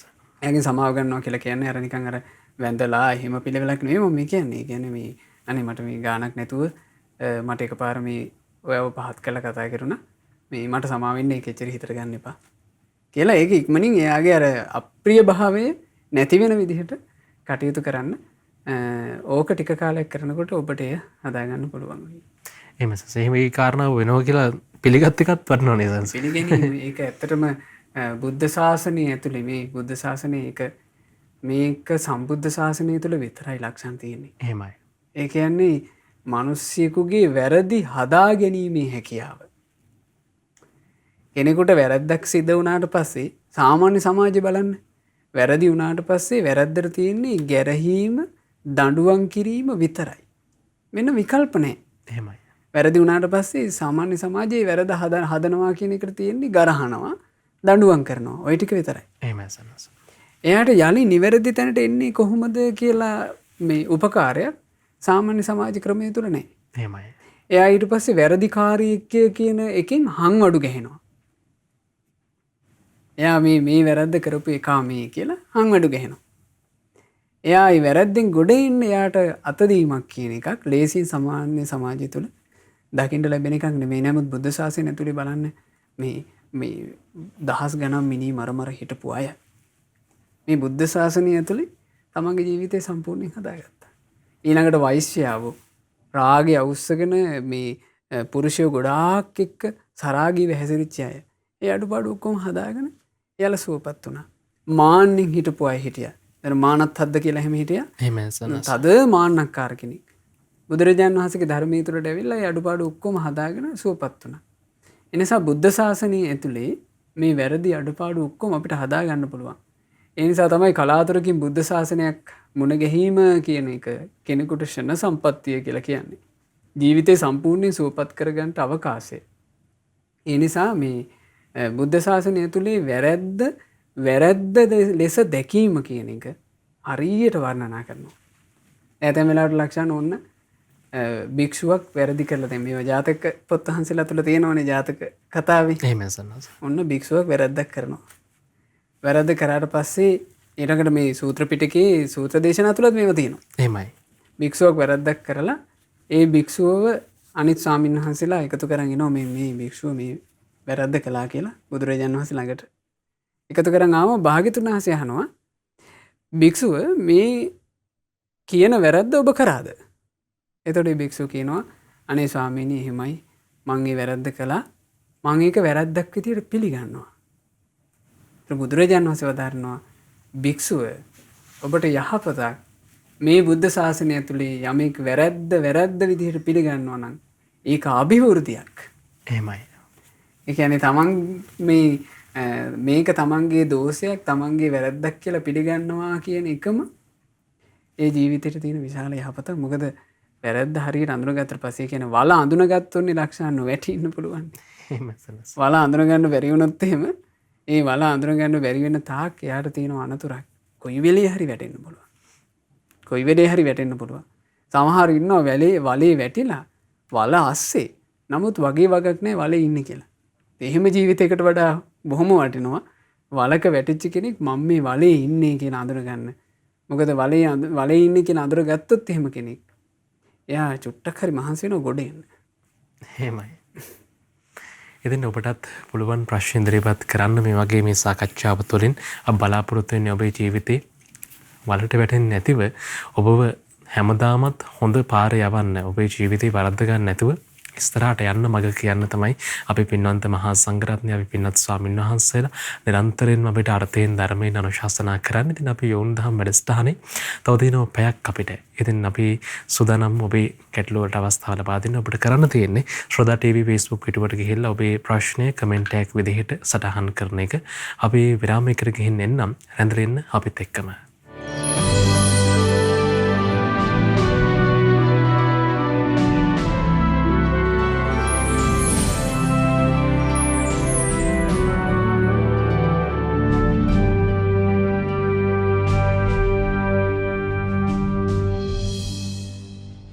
විරාමෙන් අනතුරුව අපි නැවතත් එකතු වන්නේ යෝන් දහම් වැඩසටහනත් එක්ක. ඉතින් අපි අද යෝන් දහම් වැඩසටහන ඔබ වෙත ගෙනෙද්දී ඒ වෙනුවෙන් දායකත්වය ලබා දෙන්නේ කවුද කියලාත් මතක් කරන්න සූදානම්. කොරියාවේ සේවය නියුතු පින්වත් WHA තරිඳු ගෙම්මහන මහත්මයා තමයි අද දවසේ දායකත්වය ලබා දෙන්නේ. ඉතින් මේ පින්වන්ත මහත්මයා අද දවසේ දායකත්වයේ දරනවා වගේම ඔබටත් පුළුවන් ඉදිරි දිනක යෝන් දහම් වැඩසටහනේ බැතිබර දායකත්වය ලබා දෙන්න. ඒ ගැන විස්තර දැනගන්න කතා කරන්න මේ දුරකථන අංකයට 071 232 88 87ට 071 232 88 87ට. සමහර වෙලාවට කාර්යබහුල වෙන්න පුළුවන්. ඔබ උත්සාහ කරන මතුමක් ලබා ගන්න ඔබට අවස්ථාව ලැබෙනවා උතුම් ධර්ම දානමය පින රැස් කර ගන්න. සයින්ස් අපි මේ ප්‍රශ්න වලට උත්තර දෙමින් හිටියේ බොහෝ දෙනෙක් තමන්ගේ ප්‍රශ්න සටහන් කරලා තියෙනවා Facebook live එකත් එක්ක අපිට තමන්ගේ ප්‍රශ්න ඉදිරිපත් කරලා තියෙනවා. ඒ අතරේ සයින්ස් ප්‍රශ්නයක් මම හිතුවා අහන්න. මේ ප්‍රශ්නය යොමු කරලා තියෙනවා සයින්ස් අපිට මේ ධර්මයට සත්කාර කරන්නේ කොහොමද? අපි ඒ කාරණාව පැහැදිලි කරලා දෙන්නයි අපිට ඉල්ලීමක් කරලා තියෙන්නේ. ධර්මයට සත්කාර කරනවා කියන කාරණේ ඒ කියන්නේ ධර්මයට කරන මේ මූලිකම සත්කාරය තමයි ධර්මයේ කෙරෙහි දක්වන බලවත් ගෞරවය. එහෙමයි. ඒ ධර්මයේ කෙරෙහි ගෞරව දක්වීම කියන එක අපිට අපි ගත්තොත් දහම් පොතපතට ගෞරව කරන්න ඕන. එහෙමයි සනස්. එතන දහම් පොත්පත් පරිහරණය කරනකොට ඒ පොත්පත් අපි හිතමු තමන්ගේ නිවෙස්වල වුණත් දහම් පොතපත තියෙනවා නම් ඒ දහම් පොතපත කියන ඒවා අර සාමාන්‍ය පොත්තලේ සාමාන්‍ය පත්තර තලේ ඔහේ එහෙ මෙහෙ තියාගන්න හොඳ නැහැ. ඒ පොතපත තමන්ගේ නිවසේ තමන්ට පහසුකම් තියෙන විදිහට තමන්ගේ නිවසේ විශේෂ තැනක් වැදගත් විදිහට විශේෂ තැනක් පිරිසිදුව තියන්න පුළුවන් තැනක් හදාගන්න දහම් පොතපත තියන්න. ධර්මයේ කෙරෙහි දක්වන ගෞරවය. ඊළඟට ධර්මයේ ශ්‍රවණය කරනකොටත් තියෙන්න ඕන මූලිකම ගෞරවය. දැන් අපි හිතමු රූපවාහිනී මාධ්‍යයෙන් වෙන්න පුළුවන් ඔබ ධර්මය අහන්නේ. නිවසේ ඉඳලා ධර්මය අහනවා නම් අර සාමාන්‍ය ටෙලි නාට්‍ය බලනවා වගේ ඔහේ පුටුවලට බර වෙලා එහෙම අහන්නේ නැතුව අනේ මේ අහන්නේ අපි ධර්මයනේ. අපේ ජීවිත සැපවත් කරවන දේ නෙමෙයි. දැන් අපිට ඒ කාලේ ලක්ෂණ මම හිතන්නේ දැන් වර්තමාන වුණත් ගුරුවරු එහෙම කියලා දෙනවා ඇති. එහෙම සර්. අපි ඉස්කෝලේ ඉගෙන ගන්න කාලේ අපිට හැමතිස්සෙම අපිට ගුරුවරු හුරු කරලා තිබුණා මේ අපි ලියන පොත පවා. අපි ඒ විෂය ලියන පොත පවා අතට ගන්නකොට පොත පෙරලන්න කලින් පොතට වඳින්න. එහෙමයි. ලියලිවෙල්ලා පොත ආයේ වහලා අරන් තියෙනකොටත් පොතට වැඳලා ඒක කරන්න. හදිසි හරි මේ අතෙන් පොත වැටුනොත් එහෙම බිමට පොත අරගෙන පොතට වඳින්න. එහෙම දැන් ඒක සාමාන්‍ය ශිල්පයක් නේද? අපේ ජීවිතයේ සාමාන්‍ය විෂය අධ්‍යාපනයකදී අපිට එහෙම ගරු කිරීමක් ඒක ඇත්තටම උතුම් දෙයක්නේ. එහෙමයි. වෘත්තියක් කරද්දිත් ඒකට වෘත්තියක් කරද්දී නම් දැන් අපි ගත්ත රියදුරු මහත්තුරු එහෙමයි. මේ වන්දනා කරලා මේක දැන් සාමාන්‍ය වඳිනවා කියලා කිව්වට දැන් තෙරුවන් සරණ ගියපු කෙනෙක් නම් ඔන්න මුලින් තෙරුවන් වන්දනාව කරලා මේ ඩ්‍රයිවිං කරන අය ඉන්නවා. නමුත් අපි ගත්තොත් එහෙම සාමාන්‍යයෙන් රියදුරෝ ගත්තොත් වඳින්නේ මොකේටද කියලා කාරණාවක් නැහැ. මේ සුක්කාන මල්ලලා වඳිනවනේ නේ. එහෙමයි. ඒකලෝ මුලින්ම එදා ගමන පටන් ගන්න පෙර ඒක ගෞරවයක් නේ. ගෞරවයක්. ඒක බොහොම මේ උතුම් එකක්. දැන් අපි ගත්තොත් මට ඊටාම පුංචි වයසේදී මට මතකයි අපේ මේ ඥාති කුඹුරු වැඩ කරපු ඥාති හිටියා. එතකොට අපි ඒත් එක්ක මේ අපිත් කුඹුරු වලට ගිහිල්ලා අපි උදව් ආදී වෙලා තියෙනවා. ඉතින් අපි පුංචි වයසේ එහෙමයි. අපි හරි ආසයි එහෙම කුඹුරු යන්න ඒවට. ඒතර අපි දකිනවා මේ වැඩ කරන්න කලින් උදැල්ලට වඳිනවා. එහෙමයි සර්. උදැල්ලට වැඳලා තමයි මේ කටයුතු පටන් ගන්නේ. පළවෙනි උදුල පාර ගහන්නේ. ඔව් ඊට පස්සේ අපිට මතකයි මේ අපි පුංචි කාලේ අපේ මාමලා ඒ කුඹුරු වැඩ කරාට පස්සේ කුඹුරු වැඩේ හවස් වෙද්දී ඉවර වෙනවනේ. එහෙමයි සර්. ඉවර වුණාට පස්සේ ලක්ෂණ කවදාවත් මේ දැන් මේ තමන් වැඩ කරපු උදැල්ල ආදී ඒ ආයුධ ටික හොදලා ඉවර වෙනකන් ආයුධ ටික පිරිසුදු කරනකන් තමන්ගේ ඇඟවත් පිරිසුදු කරගන්නේ. එහෙමයි. මුලින්ම හොදලා පිරිසුදු කරන්නේ ආයුධ ටික. ඊට පස්සේ බස්සනවා හරක් ටික.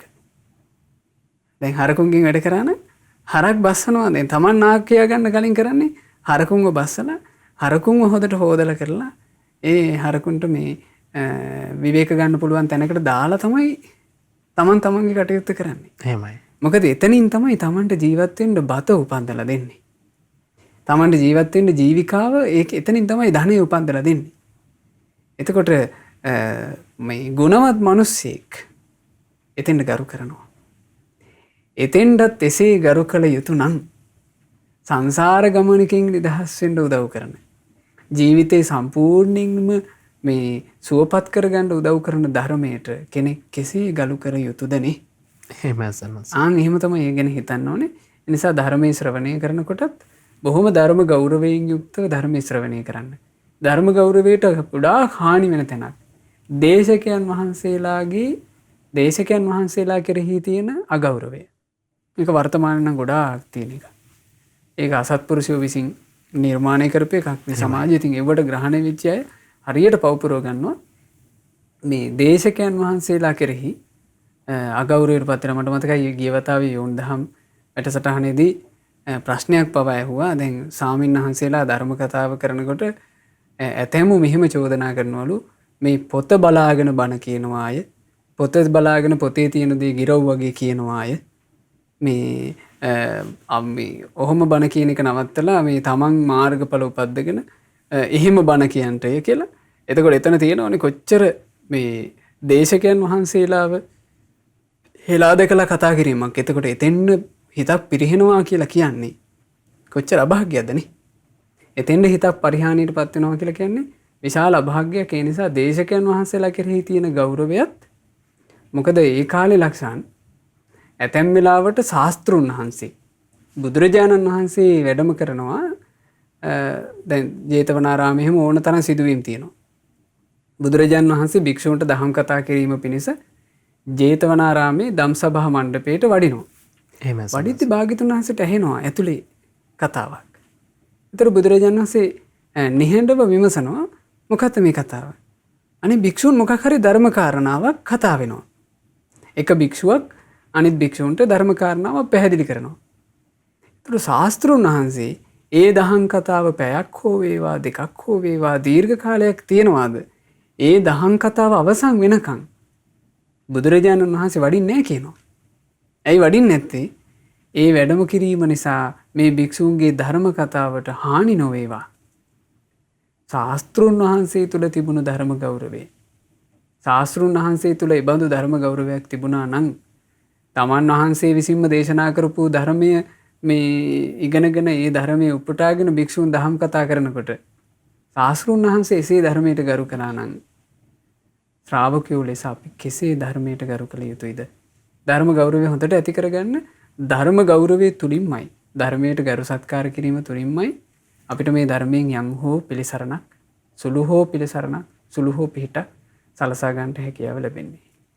සන්නස්ස හිමිකා කියලා තරුණයක් අපිට ප්‍රශ්නයක් යොමු කරනවා. අහන්නේ පින්නත් ස්වාමීන් වහන්සේ මම අවුරුදු 28ක් වයස තරුණයක්. මට මතක නෑ මම මහාන වෙන්න බොහෝ විදිහට ප්‍රේ කරනවා.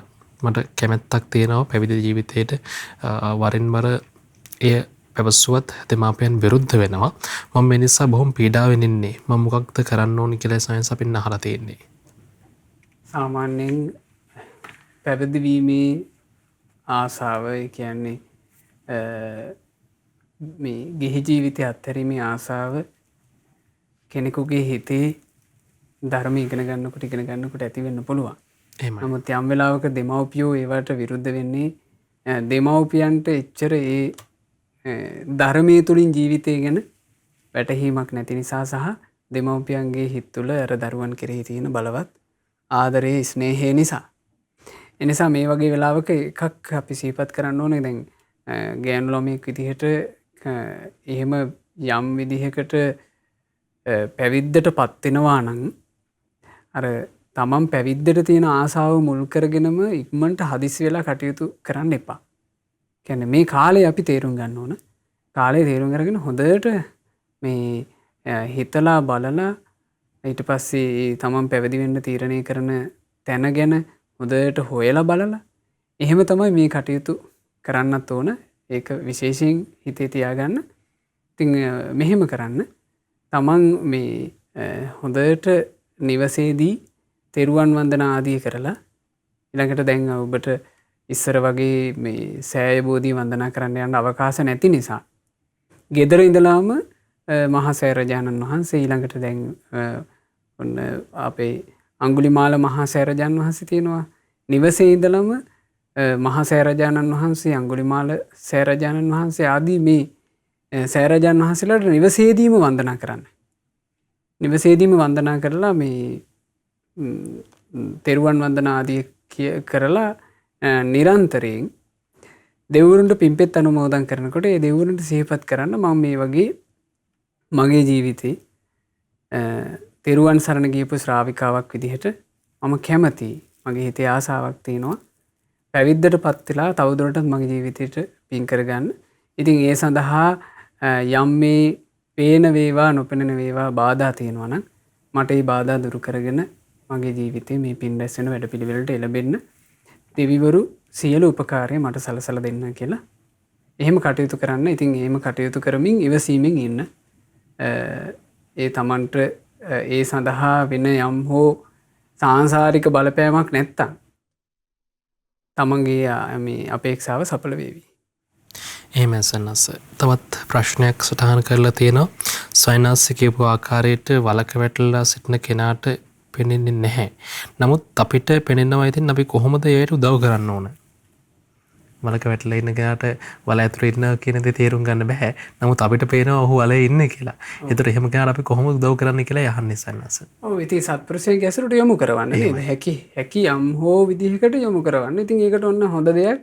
ඊට දවසේ යෝන් දහම් සක්මන වැඩසටහන තියෙනවා. ඒ ගොඩගත යුත්තේය කියලා හිතෙන අයට ඒක අහන්න කියලා. මේක හොඳ අවස්ථාවක් නේද? ඒක හොඳ අවස්ථාවක්. ඒ ශ්‍රවණය කරන්න, ඒ නරඹන්න කියලා යොමු කරන්න. එහෙමයි සර්. එහෙම සත්පුරුෂයන්ගේ ඇසුරට යොමු කිරීම තමයි කරන්න තියෙන්නේ. එහෙමයි. වෙන දෙයක් නෙවෙයි. තවත් ප්‍රශ්නයක් පින්සන්නස මේ ගොඩක් දෙනා අහන දෙයක් මේක ඇවිල්ලා මේ ප්‍රශ්නෙත් අපිට යොමු වෙලා තියෙනවා. ඒ තමයි සැනස මේ බුදුදහම ආගමක්ද දර්ශනයක්ද කියන කාරණාව. ඕක වාදයක්. එහෙමයි. ඕක මේ කතා කරන්න ගොඩාක් දේ කිස්මතු කරන්න බලාපොරොත්තු වෙන්නේ වාදයක් විදිහට. ඒතර බුදුරජාණන් වහන්සේගේ මේ ආගම් බෙහෙදේ නිසා ආගම් වශයෙන් බෙදා ගැනීම නිසා කොච්චර අර්බුද තියෙනවද නේ? එහෙමයි. දර්ශන වශයෙන් බෙදාගෙන යෑම නිසාත් කොච්චර අර්බුද තියෙනවද ලෝකේ? සමහරවිට මහා බිහිසුණු යුද්ධ මේ ඔක්කොම ඇත්තටම ආගමික යුද්ධ කියන ඒවානේ ලෝකේ ලක්ෂණ බිහිසුණුම යුද්ධ. එහෙමයි සන්නස. මෙච්චර කාලයකට ලෝකයේ ඉතිහාසය දිහා බලපුවම බොහෝම බිහිසුණු කුරිරු යුද්ධ හටගෙන තියෙනවා මේ ආගමික බෙදීම නිසා. දැන් අපි මේ ඇතැන් ආගම්වල මේ එකම ආගමේ කියන්නේ අපි දන්නේ එකම ආගමක් විදිහට. නමුත් ඒ ආගම කාණ්ඩ දෙකකට බෙදා ගන්නවා. ඒ කාණ්ඩ දෙක විරුද්ධ වෙලා එකිනෙකා මරා ගැනීම කොච්චර තියෙනවද? එහෙමයි. ඒතර මේක ගැන මෙහෙමයි තේරුම් ගත යුත්තේ. හැබැයි ලක්ෂණ මේ ලෝකේ ආගම් ගණනාවක් තිබුණත් දර්ශන ගණනාවක් තිබුණත් අපිට මේ ලෝකේ බෙදන්න පුළුවන් කොටස් දෙකකට. ඒ තමයි ඇත්ත සහ බොරුව. එහෙම නැත්නම් සත්‍ය සහ අසත්‍ය කියලා. ඒතර සත්‍ය සහ අසත්‍ය කියන දෙකට මේ ලෝකේ බෙදුවහම අසත්‍ය කියන ඒවා ගොඩාක් තියෙන්න පුළුවන්. හැබැයි සත්‍ය කියන ඒවා එකම එකයි ලක්ෂණ ලෝකේ තියෙන්නේ. ඇත්ත කියන දේ එකයි. ඒකාකාරී. ඇත්ත කියන එක එකම විදිහක්. ඇත්ත කියන්නේ එකම එක දෙයකට. ඒතර ඔබ තේරුම් ගන්න ඇත්ත බොරුව කියලා දෙකකට මේ ලෝකෙ බෙදුවාම බුදුරජාණන් වහන්සේගේ ධර්මයට කියන්න පුළුවන් අපිට තනි වචනයක් සත්‍ය. බුදුරජාණන් වහන්සේගේ ධර්මයේ ගැන කවුරු හරි කෙනෙක් කිව්වොත් එහෙම හකුළුවලා කියන්න කියලා. ඒ ධර්මයට කියන්න පුළුවන් එකම නම සත්‍ය. සත්‍ය කියන එක ලෝකයට දේශනා කළේ අපි සරණ ගියපු අපේ ශාස්ත්‍රූන් වහන්සේ. සත්‍ය දේශනා කළ නිසා බුදුරජාණන් වහන්සේටත් මේ තුන් ලෝකයේ නමක් කියනවා සත්‍ය. සත්‍ය නාම. සත්‍ය නම් බුදුරජාණන් වහන්සේය. එතකොට බුදුරජාණන් වහන්සේ ලෝකයට දේශනා කළේ ආගමක් කියලා ගන්නත් එපා, දර්ශනයක කියලා ගන්නත් එපා. අපි ඒ ගත යුත්තේ බුදුරජාණන් වහන්සේ ලෝකයට සත්‍ය දේශනා කළා. මේ ජීවිතය සම්බන්ධයෙන් බුදුරජාණන් වහන්සේ වදාළ යමක් ඇද්ද? එය තමයි මේ ලෝකයේ ඇති පරම සත්‍යය. පරම සත්‍යය.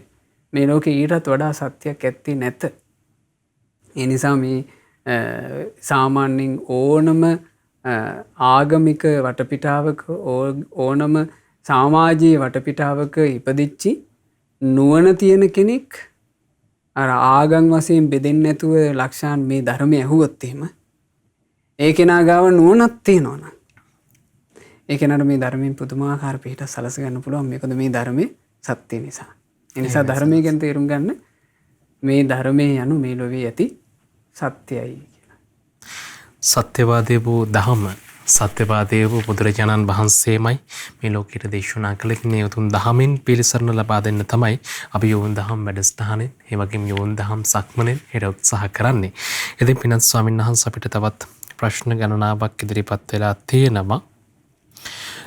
මේ ප්‍රශ්නේ අපිට යොමු කරලා තියෙන්නේ ස්වාමීන් වහන්සේ රමණි මහත්මිය අහනවා පින්නත් ස්වාමින් වහන්සේ ඉස්සර ගෙදර ඉස්සරහා නාගහට දේවතායලි නිතර එනවා පේනවා. ඒතර සයන්ස් මේ පස්සේ මේ එතන බීමත් අය එකතු වෙන්න ගත්තා. සින්දු කියන ඔය විදිහට. ඉතින් මේකෙන් පස්සේ මේ පෙලි එලි නොපෙනී ගියා. මේ දේවතායලි නොපෙනී ගියා කියලා කියනවා. එහෙම වෙන්න හේතුව මොකක්ද කියලා අපෙන් අහලා තියෙන්නේ. ඔව් ඉතින් එතන දැන් ඇතරම දේවතායිලි වගේ දැන් ඒගොල්ලෝ යාලෝක දැකලා තියෙනවනේ. එහෙමයි සනස එහෙමයි. එතකොට යන් ඉතින් යහපත් පිරිසක් එතෙන් එකතු වෙමින් හිටියා නම් අර කාණ්ඩ එකතු වුණාට පස්සේ ඉතින් අතහැරලා යන්නේ නැති නේද? එහෙමයි. මොකද එතන මේ දැන් ඔය ගැන කාරණේ කියනකොට ලක්ෂණ නැහැ. ඇත්තටම අපි ගුණයක් පුරනවා නම් අපි ගුණ ධර්මයක් දියුණු කරනවා නම් ඒ ගුණ ධර්මයේ කියන එක අපිට විතරක් නෙමෙයි සංවේදී වෙන්නේ. අපිට විතරක් නෙවෙයි යහපත සැලසෙන්නේ. ඔය ගැන තියෙනවා මේ ලංකා භූමියේම එක තෙරුන් වහන්සේ නමක්. ඒ තෙරුන් වහන්සේ භාවනා කිරීම පිණිස පින්වතුනි එක්තරා වනාන්තරයකට වැඩම කළා. ඒ වනයේට වැඩම කරලා ඒ ස්වාමීන් වහන්සේ පුරුදු කළේම මෛත්‍රී භාවනාව. ඒ ස්වාමීන් වහන්සේ මෛත්‍රී වඩනවා. ඒ ස්වාමීන් වහන්සේ වනාන්තරයේ තමයි වස් එළඹුණේ. දැන් ඔබ අහලා තියෙනවනේ භික්ෂුන්ගේ වස් එළඹීම 4 මාසයකටනේ. ඒතර මාස 4 වස් එළඹිලා මෛත්‍රී භාවනාව කරගෙන හිටියා. එහෙමයි. ඉඳලා දැන් ඔන්න හෙට දවසේ වස් පවාරණය කරලා උන්වහන්සේ වඩින්න තීරණය කරලා. වඩින්න තීරණය කරලා දැන් හෙට වඩිනවා කියලා. එහෙම හිතාගෙන උන්වහන්සේ කුටි එළියේ සක්මනේ සක්මන් කරනවා. සක්මන් කරද්දී රාත්‍රියේ අඬන වැහෙනවා. ඒ රුක්ෂයකින් අඬන වැහුණා. එතකොට මේ ස්වාමීන් වහන්සේ අහලා තියෙනවා මේ කවුද ඔය අඬන්නේ? එතකොට අර රුක්ෂයෙන් හඬක් ඇහෙනවා. ස්වාමීනි මම මේ රුක්ෂයට අරක්ගත්ත දේවතාවා. ඇයි මේ අඬන්නේ? අනේ ස්වාමීනි ඔබ වහන්සේ හෙට යනවා කියන තීරණයට ආපු එක ගැන මගේ හිතේ හටගත්ත දුකට. මොකද ඔබ වහන්සේ එන්න කලින් ස්වාමීනි මේ වනයේ මේකේ ඉන්න අමනුෂ්‍යයෝ එකෙකුට එකෙක් නැහැ. හැම එකාම ස්වාමීනි මරා ගන්නවා හැම තිස්සෙම යුද්ධ.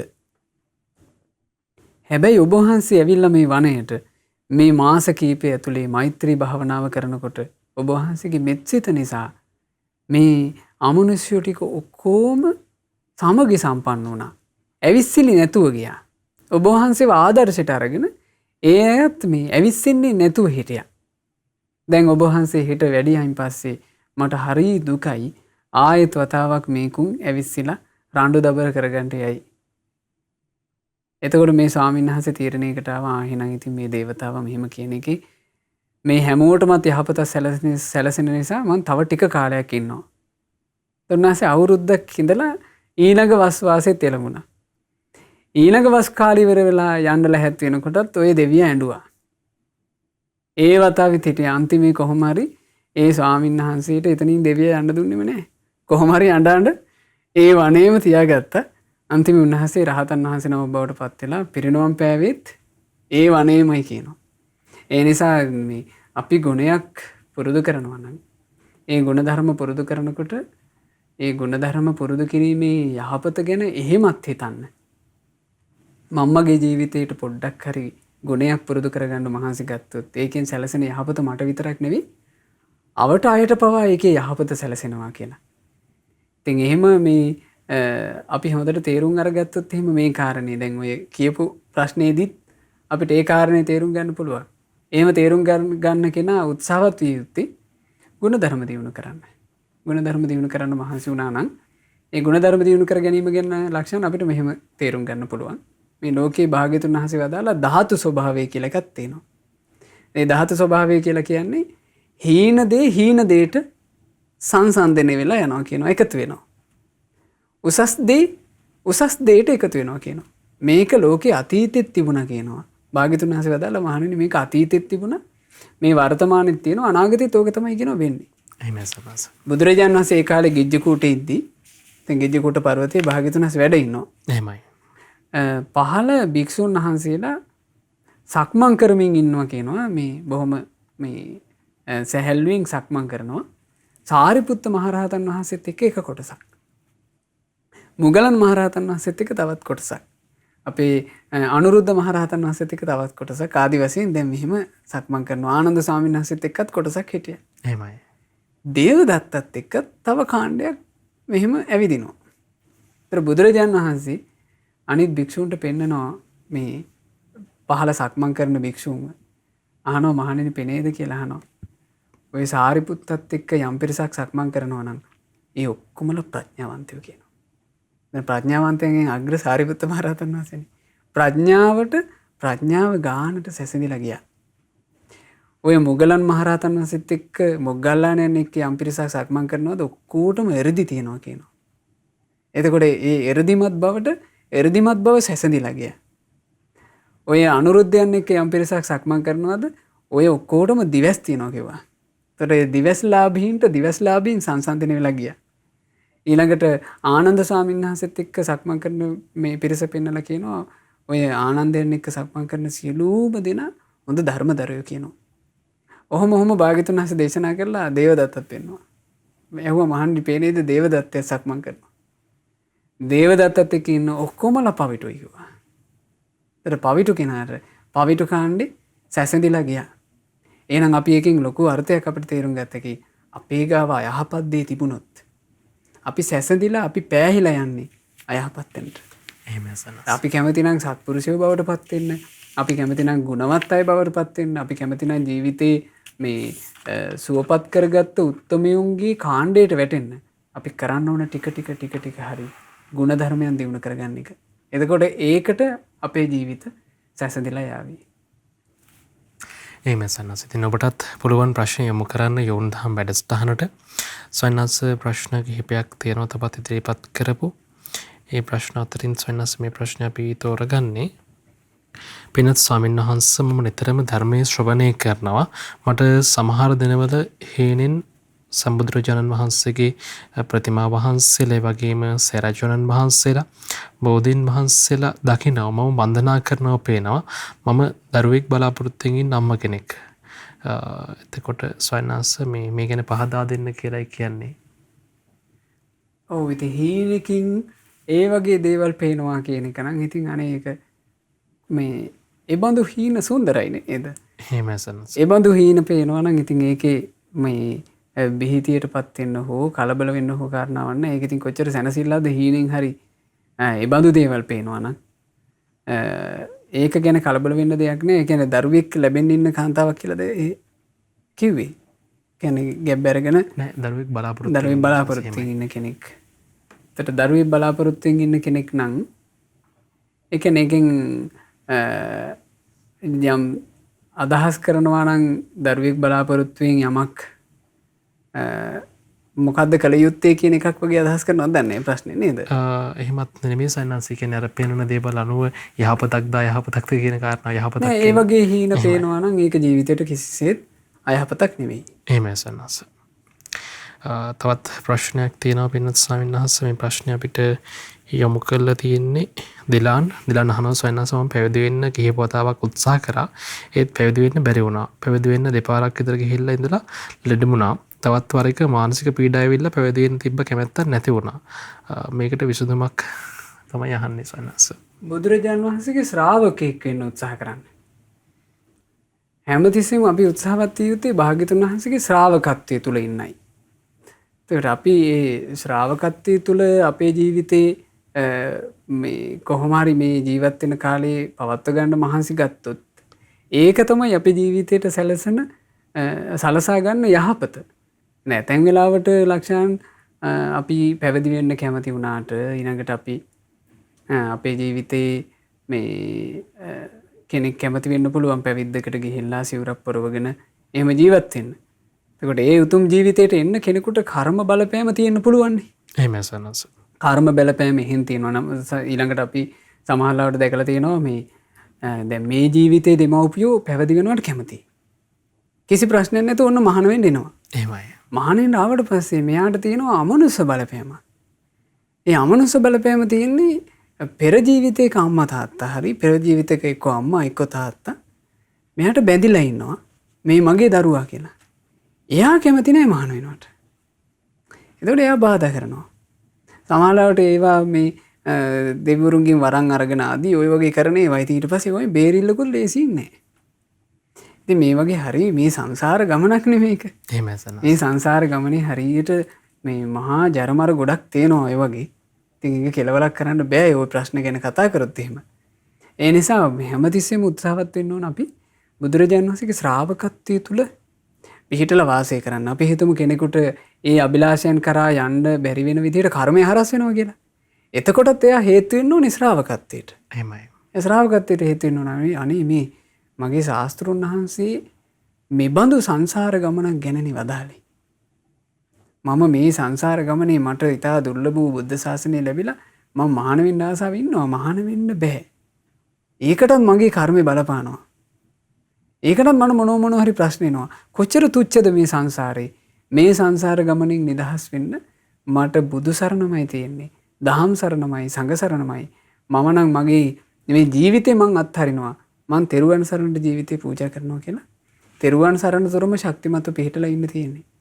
ඉතින් අපි දන්නේ නැහැ අපිට මොන වගේ බලපෑම් අපේ ජීවිතවල තියෙනවද කියන එක නේ.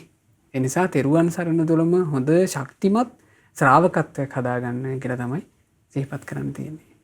එහෙම සන්නස. තවත් ප්‍රශ්නයක් තියෙනවා සන්නස. ඒ තමයි මේ පෘථග්ජනය කියන වචනේ ගොඩක් තැන්වල පාවිච්චි වෙනවා කියන දේ සන්නස. ඒකේ අර්ථය මොකක්ද? කියන්නේ ගොඩක් දෙනා ඒකේ අර්ථය නොදැනද පාවිච්චි කරන දැනගෙනද පාවිච්චි කරන කියන කාරණාව අපිටත් හිතෙනවා සන්නස. මේ මොකද්ද සන්නස අතන මේ පෘථග්ජනය කියලා කියන්නේ? පෘථග්ජන කියන වචනය තෝරා බේර ගන්න ඕනේ අපි බුදුරජාණන් වහන්සේගේ උතුම් සද්ධර්මයේ තුල ශාස්ත්‍රුන් වහන්සේ පෙන්වලා දෙන විදිහට. එහෙමයි. බුදුරජාණන් වහන්සේ පෘථග්ජන කියන වචනේ හැමතිස්සෙම පාවිච්චි කළේ අශෘතවත් කියන එකත් එක්ක. බුදුරජාණන් වහන්සේ වදාළේ අසුතවා පුතුජනෝ අශෘතවත් පෘථග්ජනයා. අශෘතවත් පෘථග්ජනයාව භාග්‍යතුන් වහන්සේ හැමතිස්සෙම හැදින්නුවා මෙන්න මේ විදිහට. අරියාණං අදස්සාවි ආර්යයන් වහන්සේලාව මේ නොදැකපු කෙනා ආර්යයන් වහන්සේලා හඳුනන්නේ නැති කෙනා. මේ ආර්ය ධම්මස්ස අකෝවිදෝ ආර්ය ධර්මයේ අදක්ෂ කෙනා. ආර්ය ධම්මේ අවිනීතෝ ආර්ය ධර්මයේ තුල හික්මෙන්නේ නැති කෙනා. ඊළඟට සත්පුරුෂාණං අදස්සාවි සත්පුරුෂයෝ නොදකින සත්පුරුෂයෝ නොහඳුනන කෙනා. සත්පුරුෂ ධම්මස් අකෝවිදෝ සත්පුරුෂ ධර්මයේ අදක්ෂ කෙනා. සත්පුරුෂ ධම්මේ අවිනීතෝ සත්පුරුෂ ධර්මයේ තුල හික්මෙන්න දක්ෂ නැති කෙනා. අන්න එහෙම තමයි භාග්‍යතුන් වහන්සේ අශෘතවත් පෘථග්ජනයා කියන කෙනාව තේරුවේ. අශෘතවත් පෘථග්ජන කෙනාගේ ස්වභාවය අශෘතවත් කියලා කිව්වේ එයා ආර්ය ධර්මයක් සත්පුරුෂ ධර්මයක්. එහෙම නැත්නම් තවත් සරලව කියනවා නම් බුදුරජාණන් වහන්සේගේ උතුම් ශ්‍රී සද්ධර්මය. ඒ සද්ධර්මය එයා තමන්ගේ ජීවිතයට ස්පර්ශ කරගෙන නැහැ. සමහරවිට බණ ඇහුවා වෙන්න පුළුවන්. බණ ඇහුවා වෙන්න පුළුවන්. ස්වාමීන් වහන්සේලා සමීපයට ආවා ගියා වෙන්න පුළුවන්. පන්සල් වලට ආවා ගියා වෙන්න පුළුවන්. අශෘතවත් කියලා කිව්වේ එයාට ඒ ධර්මය ස්පර්ශ වෙලා නැහැ. ඒ ධර්මයේ ජීවිතයට සම්බන්ධ වෙලා නැහැ. ඒ සම්බන්ධ නොවිච්ච අශෘතවත් පෘථග්ජනයාට ඒ පෘථග්ජන භූමිය තුල මහා භයානක අනතුරු හයක් තියෙනවා. ඒ අනතුරු හය තමයි අශෘතවත් පෘථග්ජනයෙක්ගෙන් තමන්ගේ මව් ඝාතනය වෙනවා කියන කාරණේ වෙන්න පුළුවන්. පියා ඝාතනය වෙනවා කියන කාරණේ වෙන්න පුළුවන්. ඊළඟට එයා මේ රහතුන් ඝාතනය කරනවා කියන කාරණේ වෙන්න පුළුවන්. සංඝ බෙහෙදය කරනවා කියන කාරණේ වෙන්න පුළුවන්. ඊළඟ එක එයා මේ තථාගත බුදුරජාණන් වහන්සේගේ සම්බුදු සිරුරේ කුපිත සිතින් ලේ හොලවනවා කියන කාරණේ වෙන්න පුළුවන්. මේක මේ ආනන්තරී පාප කර්මයකින් වෙන්න පුළුවන්. ඊළඟ එක තමයි නිරේ වැටෙන්න හේතු වෙන ප්‍රධාන භූමිකාවක් බවට පත් වෙනදී එයා මේ තමන්ගේ මේ උතුම් ශ්‍රාවකත්වයේ අත්හැරලා මිසදිටුවෙක් බවට පත් වෙනවා කියන කාරණේ වෙන්න පුළුවන්. ඒ කියන්නේ සාස්ෘණ වහන්සේ ඕන වෙලාවක අතාරිනවා කියන එක එයා අතින් වෙන්න පුළුවන්. එහෙමයි. එතකොට ඔය වගේ කෙනෙකුට තමයි අශෘතව පෘථග්ජනය කියලා කියන්නේ. ඒක සාමාන්‍යයෙන් කෙනෙක් නිකන් ওই වචන කියනෝනේ අපි ඉතින් පෘථග්ජනය අපෙන් වැරදි වෙනවා කියලා. ඔක සයන්ස් මේ ධර්ම සාකච්ඡාවලදී වචනේ පාවිච්චි කරන ඕනේද සන්නස? ඔව් එතකොට ඒක හොඳට ඉතින් ඒක තමන් තේරුම් ගන්න ඕන තමන් නිකන් මම පෘථග්ජනය කිව්ව ගමන් තමන් කොච්චර මේ ගොඩකට වැටෙනවද කියලා. එහෙමයි සන්නස. ඒ නිසා මේ පෘථග්ජන භූමියෙන් නිදහස් වෙන්න නම් අපිට කරන්න තියෙන්නේ ශ්‍රොතවත් ආර්ය ශ්‍රාවක කියන ගොන්නට එකතු වෙන එක. ශ්‍රොතවත් ආර්ය ශ්‍රාවකයෙක් වෙන්නේ මෙන්න මේ විදිහට. ඒ කියන්නේ කෙනෙක් ශ්‍රොතවත් වෙන්නේ කොහොමද? කෙනෙක් කොහොමද ශ්‍රොතවත් වෙන්නේ? කොහොමද අශ්‍රොත පෘථග්ජන කියන භූමියෙන් එළියට එන්නේ? ශ්‍රොතවත් වෙන්නේ මෙන්න මේ කාරණාවලින්. ඒ තමයි තෙරුවන් සරණ ගියපු කෙනෙක් ධර්මයේ හොඳට අහන්න ඕන. සුතා ධර්මයේ හොඳට අහන්න ඕන. දතා ඇසූ ධර්මයේ හොඳට දරා ගන්න ඕන. වචසා පරිචිතා ඒ ධර්මයේ ආසාවෙන් වචනෙන් කිය පුරුදු වෙන්න ඕන. මනසානුපෙක්ඛිතා ඒ ධර්මයේ හොඳට හිතින් මෙනෙහි කරන්න ඕන. දිට්ඨිය සුප්පටිවිද්දා ධර්මයට අනුව දකින ජීවිතයක් ධර්මයට අනුව බලන ජීවිතයක් හදා ගන්න ඕන. ආන්ගේ ජීවිතයට කියනවා ශ්‍රොතවත් කියලා. ඒ නිසා අශ්‍රොත පෘථග්ජන භූමියෙන් මේ තෙරුවන් සරණ ගියපු කෙනෙක් නිදහස්. හැබැයි එයා ඒක සම්පූර්ණයෙන්ම එයාට නිදහස් කියලා කියන්න පුළුවන් නේ. තමන්ගේ ජීවිතේට ওই විදිහට හොඳට ධර්මයේ ගලපාගෙන ඒ ධර්මයේ තුලින් ජීවිතේ හැඩගස්ව ගන්න මහන්සි ගන්නවා නම්. එහෙම සන්නස. ප්‍රශ්නයක් අහලා තියෙනවා සන්නස මේ ටිකක් ගැටලුවක් කියලා තියෙනවා තමන්ගේ වෘත්තිය පිළිබඳව. ඒ තමයි තමන් සන්නස කරනවා කියලා කියන්නේ කරවල වෙනත් කෙනෙක්ගෙන් අරගෙන විකුණන එක. ඔව්. ඒතර ඒක වැරදිද ඒකෙන් පව් සිද්ධ වෙනවද කියලා යහන්නේ සන්නස. වෙනත් කෙනෙකුගේ කරවල අරගෙන විකුණනවා විකුණන එකක්. ඒක විශ්වාසයක් විදිහට. එහෙමයි දැන්. ඇත්තරම භාග්‍යතුන් වහන්සේ වදාළේ මේ මස් පිණිස සතුන් වෙළඳාම නොකළ යුතු වෙළඳාමක් විදිහට. මස් පිණිස සතුන් වෙළඳාම කියලා ගත්තාම ඒක අපිට ගන්න තියෙන්නේ ඔය ෆාම් ආදිය. එහෙමයි. ෆාම් කරගෙන ඉන්නේ. ෆාම් කරගෙන ඉන්නකොට ඒ කියන්නේ ෆාම් එකේ දැන් පණ පිටින් සත්තු ඉන්නවා කුකුල්ලෝ ඌරෝ ආදී. එතකොට එවුන් ඉන්නේ මසට. ඒ මසට ඉන්න සතා යම්කිසි මිනිස්සෙක් ඇවිල්ලා ඉල්ලුවට පස්සේ අපි මරලා දෙනවා. එතකොට එයා එතන ඍජුවම ප්‍රාණඝාතයකට එයා සම්බන්ධ වෙනවා. එහෙමයි. එයා මේ සත්තුන්ව වෙන් කරලා මෙහෙම තියලා තියෙන්නේ මේ ඇවිල්ලා මේ මගෙන් ඕඩර් එක ඉල්ලන්න මං දෙන්නම් කියන එක නේ. එහෙමයි. එතකොට එයා ඍජුවම මේ සත්තු මෙරීම පිණිස ප්‍රාණීන්ව ඇති කරනවා. ආන් එහෙම එකට තමයි මස් පිණිස සතුන් වෙළඳාම කියන එක මේ සම්බන්ධ වෙන්නේ. එහෙම නැතුව දැන් අපි හිතමු මේ කඩේක හාල් මැසෝ ටික විකුණනවා කියලා, කරෝල ටික විකුණනවා කියලා. ඊළඟට මේ අපි එහෙම ගියාම ඊට පස්සේ දැන් ඇතැන් වෙලාවට කඩවල් වල අර මස පිණිස සාමාන්‍යයෙන් තියෙනවානේ මේ අපි අර මිලදී ගත්ත මාංශ. එහෙමයි. ඒවා විකිණීම එතෙන් සම්බන්ධ කරගන්න ඕන එකක් නෙමෙයි. එහෙමයි. ඒකෙන් තමන් ඍජුව මේ ප්‍රාණඝාතයකට හවුල් වෙන්නේ නෑනේ. දැන් මේක සමහර කෙනෙක් පටලවන්න පුළුවන් ලක්ෂාන්. දැන් අපි එහෙම කන හින්දා නේද සත්තු මැරෙන්නේ? අපි මස් කන්නේ නැත්තම් සත්තු මැරෙන්නේ නෑ නේද? ආදි වශයෙන් මේක එහෙම ඉතින් කරකලා එහෙම අරගන්න පුළුවන්. එහෙමයි. එහෙම කරකවලා කල්පනා කර අමුතු එකක් හදා ගැනීමක් ගැන බුදුරජාණන් වහන්සේගේ ධර්මයේ තුල නැහැ. එහෙමයි. බුදුරජාණන් වහන්සේ ඒ නිසානේ භික්ෂූන්ට දැන් මේ භික්ෂුවකටවත් මස් මාංශ අනුභව නොකළ යුත්තේ කියලා ශික්ෂා පද පනවල නැහැනේ. එහෙමයි සන්නස්. හැබැයි අනුදැන වදාළ මස් මාංශ 10ක් තියෙනවා. ඒ මස් මාංශ 10 අනුභව කරන්න එපා කිව්වා. එහෙමනම් ඒ කාරණා ඒ විදිහට 10ක් විතරක් සීමා කරන්න 10ක් විතර සීමා වෙන්නේ නැහැනේ. එහෙමයි සන්නස්. ඊළඟට බුදුරජාණන් වහන්සේ වදාලා තමන් උදෙසා මැරූ මාංශය. තමන් උදෙසා මැරුවා කියා ඇසූ මාංශය. තමා උදෙසා වද්ද මේ මැරුවේ කියලා හිතෙන මාංශය. මේ තුනත් භික්ෂුවට වළඳන්න අකපයි කිව්වා.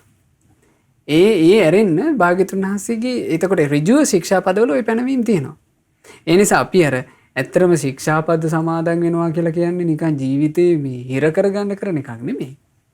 ජීවිතේ මේ ධර්ම මාර්ගය තුල දියුණු කරගන්න සීලය අවශ්‍ය නිසා ශාස්ත්‍රූන් වහන්සේ වදාළ විදිහට සිල්වත් වෙන එක. ඒ නිසා ඒ කාරණේ එහෙම තේරුම් ගන්න. ගයානි අපින් ප්‍රශ්නයක් අහලා තියෙනවා සයන්ස් මගේ හිතේ කෙනෙක් ගැන අපහැදීමක් තරහක් තියෙනවා. මම එතන ඒ ගැන හිතලා මෛත්‍රී කරත් ආයෙමත් තරහ එනවා. මම තරහා නැති කරගන්නේ කොහොමද? තරහා නැති කරගන්න අපිට තියෙන්නේ මෛත්‍රියමයි. ඒ කියන්නේ අපිට තරහා නැති කරගන්න දැන් එයා කියනෝනේ තරහා නැති කරගන්න මෛත්‍රිය කළත් ආයෙම තරහ එනවා කියලා. එහෙමයි සන්නස්. ඉතින් තරහ නැති කරගන්න අපිට එකක් මෛත්‍රිය. ඊළඟට දැන් ආඝාත පටිවින සූත්‍රවල තියෙනවා තව එක ක්‍රමයක් තමයි කියනවා මුදිතාව වැඩි වීම. මුදිතාව වඩනවා කියලා කියන්නේ එයාගේ දියුණුව පතනවා. ඒ කියන්නේ අපි යම් කෙනෙක් කෙරෙහි ද්වේෂ හිතක් ඇති කරගන්නවද? අපිට යම් කෙනෙක් ගැන නොමනාපයක් තියෙනවද? ඒ නොමනාපයේ තියෙන කෙනාගේ පරිහානිය පතන එකනේ සාමාන්‍ය ස්වභාවය. එහෙමයි සන්නස්. හොඳ වැඩේ කියලා ලබන්නනේ ආස නේද? ඒ වෙනුවට එයාගේ දියුණුව පතනවා. එයාගේ දියුණුව හදවතින් පතන්න ඕන. මේක මෙහෙම තේරුම් ගන්න. දැන් මෛත්‍රිය කියලා කියන්නේත් හිතකින් පුරුදු කරන එකක්. මුදිතාව කියලා කියන්නේත් හිතකින් පුරුදු කරන එකක්. හිතට එන ද්වේෂය කියලා කියන්නේ ගැටීම කියලා කියන්නේත් ඒකත් හිත ඇතුලේ වැඩ කරන එකක්. හිත ඇතුලේ ඒක වැඩ කරනකොට මෙයාට මෙහෙම වෙනවා නම් හොඳයි, මෙහෙම වෙනවා නම් හොඳයි, බැනුම් අහනවා නම් හොඳයි කියලා එන හිතවිලි දාමේ වෙනුවට අපි හිත ඇතුලේ බලහත්කාරයෙන් රෝපණය කරනවා හිතවිලි ක්‍රමයක්. අනේ වෛර නැත්තෙක් වෙත්වා, තරහ නැත්තෙක් වෙත්වා, ඉරිසියා නැත්තෙක් වෙත්වා, දුක් පීඩා නැත්තෙක් වෙත්වා, සුවපත් වෙත්වා, සැපවත් වෙත්වා කියලා අපි හුරු කරනවා. ඒක අමාරුයි තමයි ටිකක්. නමුත් අමාරු වුණාට අපි අපේ හිතේ සුවය පිණිස කළ යුත්තේ ඒ දේ. ඒ නිසා කලින්ම මේ හිතට හොඳ අදහසක් දීලා තියාගන්න. ඒක අපි ඔබට කලිමුත් කියලා දීලා තියෙනවා. මේ හිතට හැම උදාසනකම වගේ නිතර කේන්ති යන කෙනෙකුට කරන්න හොඳ දෙයක්. හැම උදාසනකම වගේ හිතට අදහසක් දෙන්න. මම නම් මේ මගේ හිතේ තරහ ඇති කරගන්නේ. මං තරහ ගන්නේ නැතුව හැම කෙනෙක් ගැනම අනේ මේ අය සුවපත් වෙත්වා සැපවත් වෙත්වා කියන හිතින් ඉන්නවා කියලා. ඉතින් එහෙම මේ නිතර ටික ටික හුරු කරන කුසල් මේ වැඩපිළිවෙලකින් තමයි අපිට මේ වගේ දේවල් වලින් නිදහස් වෙන්න තියෙන්නේ. එහෙමයි සන්නස. තවත් ප්‍රශ්නයක් ඉදිරිපත් කරනවා. අටම ස්ථානයේ ආදී පින්බින් වලට යද්දි සන්නස ගොඩක් තැන්වල දකිනවා මිනිස්සු භාගතුන් වහන්සේගේ ප්‍රතිමා වහන්සේලා ඉදිරිපිට එහෙම නැත්නම් පාමුල මුදල් තියලා තියෙනවා. මුදල් පූජා කරලා තියෙනවා. ඒ දේවල් මම අරගෙන දවසක් කාර්යාලයට බාර දුන්නා. ඉතින් මේ දේ නොකර ඉන්නව නම් හොඳයි නේද කියන කාරණාව තමයි අපි අහලා තියෙන්නේ සන්නස. ඔව් ඒ කියන්නේ කටයුත්ත දැන් සාමාන්‍යයෙන් ඒක මෙහිමයි. ඉතින් ලක්ෂණ සාමාන්‍යයෙන් මිනිස්සු නොයෙක් විදිහට දැන් හැම මිනිස්සෙකුට මේ ගැන ලොකු වැටහීමක් නැහැ. එහෙමයි. ඉතින් වැටහීමක් නැතුව සමහර මිනිස්සු මල්ලාසිනේ උඩත් මුදල් තියලා යනවා. එහෙමයි. ඉතින් ඒක සාමාන්‍යයෙන් මේ අපිට අර පොදුවේ වචනයකින් හැදෙන එක නෙමෙයි. දැන් සමහරවිට මේ පුවරු පවා ගහලා තියෙනවනේ. බෝඩ් ගහලා තියෙනවනේ අහවල් තැනට සල්ලි දාන්න එපා කියලා ගහලා තියෙනවා. ගහලා තියෙන තැනම අපිට පේනවා පිටිපස්සේ හොඳටම සල්ලි තියෙනවා. දැන් මේ මුදල් විසික් කිරීමෙන් වළකින්න කියලා සෑරජන් වහන්සේලා ගිහිම දැන් අර පේසාවල් වල ඇතුළට හිටම සල්ලි විසික් කරනවනේ මිනිස්සු. එහෙමයි. ඉතින් එතකොට ඒ වගේදී මේ ඇතැම් වෙලාවට මිනිස්සු බෝධීන් වහන්සේලාගේ රන්නටවල් වල පවා පඳුරු ගැට ගහලා යනවා. ඉතින් කොච්චර බෝඩ් ගැහුවත් වැඩක් නැහැ. මේවා මේ මෙහෙම කරන්න එපා කියලා. ඉතින් කරලා තියෙන වැඩේ බොහොම හොඳ එකක්. ඒ වගේ දෙයක් Taman දැක්කොත්, ඒ කියන්නේ Tamanගේ අතින් ඒක කෙරෙන්න දෙන්න එපා. Taman ඒක වැරද්දක් කියලා දන්න නිසා ඒක මෙතෙන්ද කරන මේ ශාස්ත්‍රුන් වහන්සේට කරන ගෞරවයක් නොවන බව දන්නා නිසා ඒ වගේ දෙයක් Taman දැක්කොත් බොහොම හොඳ දෙයක්. Taman මේ ඒ මුදල් ටික එකතු කරගෙන අරන් ගිහිල්ලා එක්කෝ ඒ තියෙන පින් කැටයකට දාන්න. එහෙම නැත්නම් මේ එතන තියෙන කාර්යාලයකට ඒක බාර දෙන්න. ඒ කියන්නේ එතන පිරිසිදු කරන්න. දැන් ඇතැම් වෙලාවට අපි වුණත් සෑරජන් වහන්සේලා වන්දනාමාන කරන්න යනකොට අපි වුණ තරම් දකිනවා මිනිස්සු සමහරවිට භාග්‍යතුන් වහන්සේ උදෙසා පූජාවල් පූජා කරනවා. අපි හිතමු දැන් දවල් 12ට කලින් වගේ ඉලක්ෂණ අරගෙන ගිහිල්ලා අර කිරි ආහාර පාත්‍ර ඊළඟට වෙන පළතුරු ආදී ඔන්න සෑයි පේසාවල් වල මතම තියලා පූජා කරනවානේ. එහෙමයි සන්නස. ඉතින් පූජා කරාට පස්සේ දැන් ඒක හරි දුර්වලකමක්. දැන් සෑරජන් වහන්සේලා උදෙසා පූජාවල් පවත්වනවා. ඒතර ඒ පූජාව ඒක කවුද අස් කරන්නේ ඊට පස්සේ? ඒක ගැන කිසි වගක් නැහැ. අරක මේ සෑය උඩින් තිබ්බා එයා ගියා. එහෙමයි. ඊට පස්සේ එතන අර කපුටු ඇවිල්ලා සමහරවල්ට රිලව් ඇවිල්ලා කෝඹි වහලා අරක සෑය උඩ හලලා. එතකොට ශාස්ත්‍රුන් වහන්සේ උදෙසා තමන් මේ පූජාව කරාට පස්සේ දැන් අපි හිතමු නිවසට ආගන්තුකෙක් ආවා කියලා. ඒ ආගන්තුක කෙනා නිවසට ආවට පස්සේ අපි ගෞරවයෙන් මේ ආගන්තුකයට සලකනවා. එයාට කෑම බීම දෙනවා. කෑම බීම ආදිය දීලා මේ අපි මේ එයාටම කියනවා දෝක අස් කරලා දාලා යන්න කියලා. නේද? අපි එතනදී පවා එයා එතන කෑලා බීලා ඉවරුනාට පස්සේ අස්පස් කරන එක කරනවානේ. එහෙමකේ ශාස්ත්‍රුන් වහන්සේ උදෙසා කරන පූජාව කෙබඳු විය යුතුද? එහෙමයි සන්නස. බුදුරජාණන් වහන්සේ උදෙසා යම් පූජාවක් කළාට පස්සේ ඒ පූජාව තමන් කරලා වන්දනාමාන කරලා ගාථා කියලා පූජා කරලා පිරිත් කියලා ඔක්කොම ඉවරුනාට පස්සේ තමන්ට වැදගත්කමක් තියෙන්න ඕන. ශාස්ත්‍රුන් වහන්සේ උදෙසා කරපු මේ පූජාව අනිත් කාටවත් හිරිහැරයක් නොවන විදිහට ඒ ස්ථානවල තියෙනවනේ පිරිසුදු කරලා යන්න ඕන කරන ඒවා මේ භාජන ඒවා මේ ඔක්කොම තියෙනවනේ. ඒ මනාකොට ඒක පිරිසුදු කරලා යන්න. ඇතැමුන්ට මේක කිව්වා කියලා තේරුමක් නැහැ. ඒක ඒගොල්ලෝ කරක් නැහැ. ඒක පවා බුද්ධ උපස්ථානයේ පිනක් නේද සන්නස? බුද්ධ උපස්ථාන පිනක්. ඒක ඇත්තටම ඒක තමයි සෑරජුන් උදෙසා කරන උපස්ථානය. එහෙමයි. එතකොට ඒ උපස්ථානය කෙනෙක් කරලා නොතිබෙන්න පුළුවන්. අපි හිතමු අපි යනකොට ඔහොම අපි දකිනවා. මේ තියලා ගිහිල්ලා ඒක මේ සත්තු ඇදලා සෑය අපිරිසුදු වෙලා. එතකොට මෙහෙම දැන් එතකොට කෙනෙක් මේගොල්ලන්ට කිසිම මේ ශ්‍රද්ධාවේ හැඟීමක් නැහැ. සදහැ සිත කියලා හිතාගෙන මේ සෑය උඩ පළතුරු පූජා කරලා මේ කරලා තියෙන දේ කියලා කෙනෙක් ගැටුණා කියලා. ඒක නෙමෙයි දක්ෂකම. එහෙමයි සන්නස. ඒක නෙමෙයි දක්ෂකම. ඒ වගේ එකක් දැක්කොත් එහෙම ඒ දැකපු වෙලාවේ තමන් ඒක සුද්ධ කරන්න. පින් කරගන්න ලැබුණු අවස්ථාවක්. තමන්ට පින් කරන්න ලැබිච්ච අවස්ථාවක් කියලා. දැන් සමහරවිට හංවිච්ච මල් තියෙනවා සෑයි. එහෙමයි. දැන් හංවිච්ච මල් සෑරජන් වහන්සේ දැක්කම හිත පහදින්නෙත් නැහැ. ඒක සෑරජන් වහන්සේ උඩම සමහරවිට හං වෙලා තිබිලා වැහිපොදක් එහෙම ආවොත් එහෙම සෑරජන් වහන්සේගේ සෑ බඳ පවා කිලිට වෙනවා. එහෙමයි. අපි ඉක්මන් කරලා ලස් කරන්න ඕන. දැන් මේවා හරි හොඳ ඒවා හුරු වෙන්න. දැන් කෙනෙක් ගියාට පස්සේ සෑරජන් වහන්සේට අපෝපස්ථාන කරලම පින් කරගන්නනේ. එහෙමයි. දැන් මල් ආසන සුද්ධ කරන්න පුළුවන්. ඊළඟට අර අපි හරියට දකිනවා මේ හඳුන් කූරු ගහන ඒවා. හඳුන් කූරු ගහද්දි මිනිසෙන්ට හඳුන් කූරු ගහන්න තැනක් නැහැ.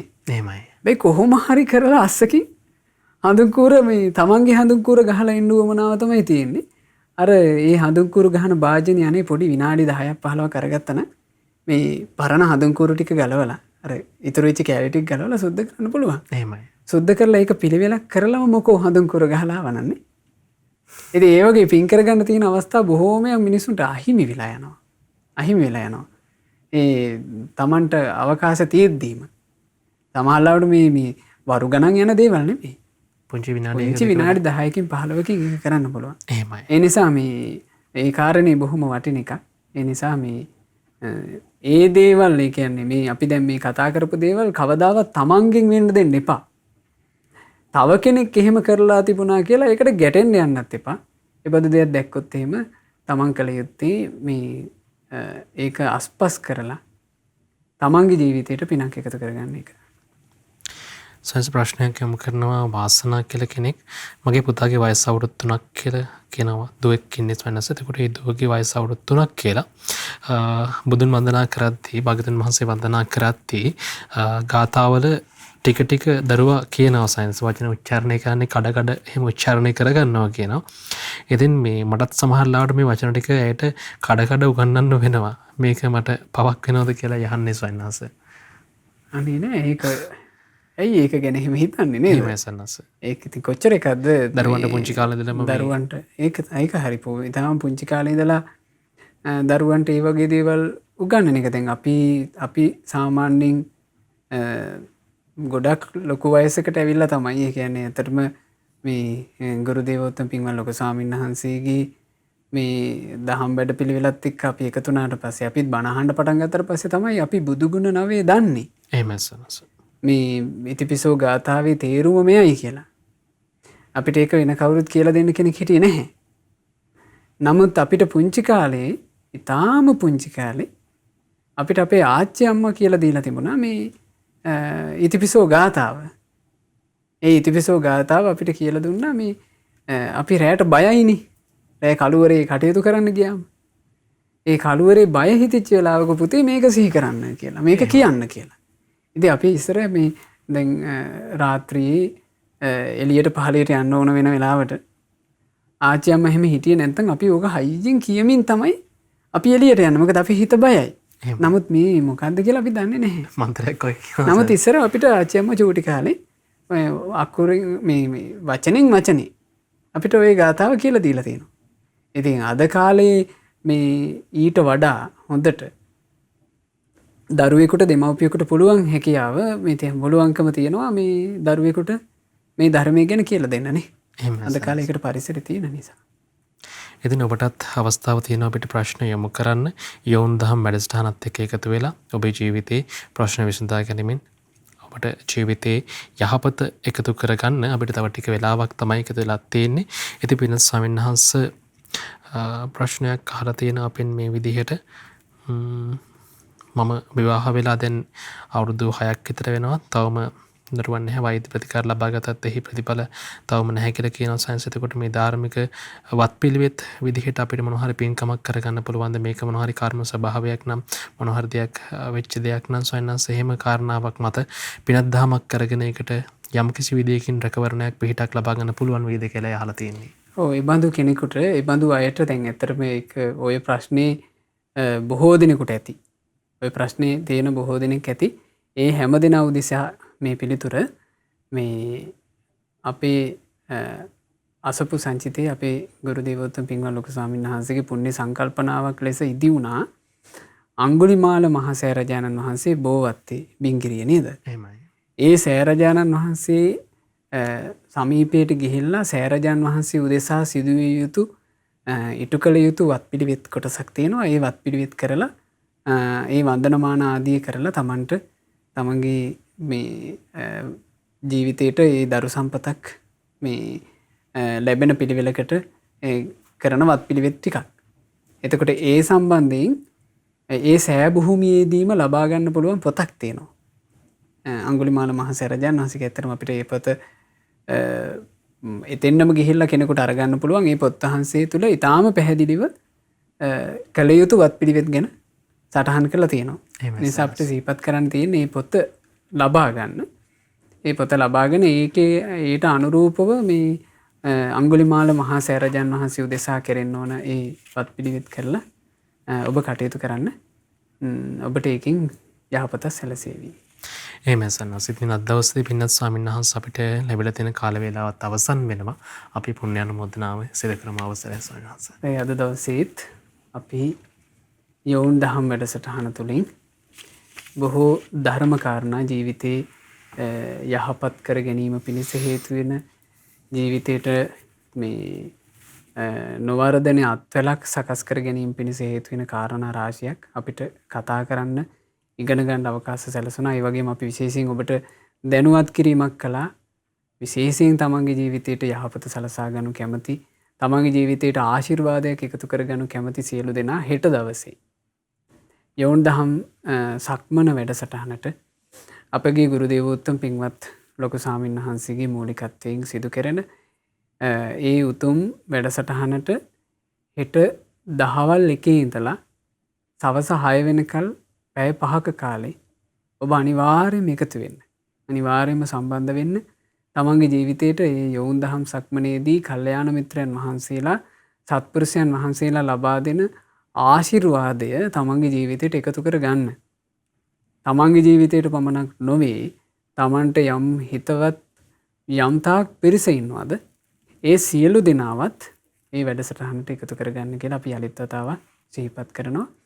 අද දවසේ මේ යෝන් දහම් වැඩසටහන තුළින් අප රැස් කළා වූ සියලු පුණ්‍ය ධර්මයෝ අපි අනුමෝදන් කරමු. පළමු කොට සියලු දෙවිවරුන්ට, සක්දෙවිඳුන්, සතරවරන් දෙවිවරුන්, සෙන්පති දෙවිවරුන් ප්‍රධාන සියලු දෙවියෝද, අපගේ ඉෂ්ඨකාමී හිතකාමී සියලු දෙවියෝද පින් අනුමෝදන් වෙත්වා.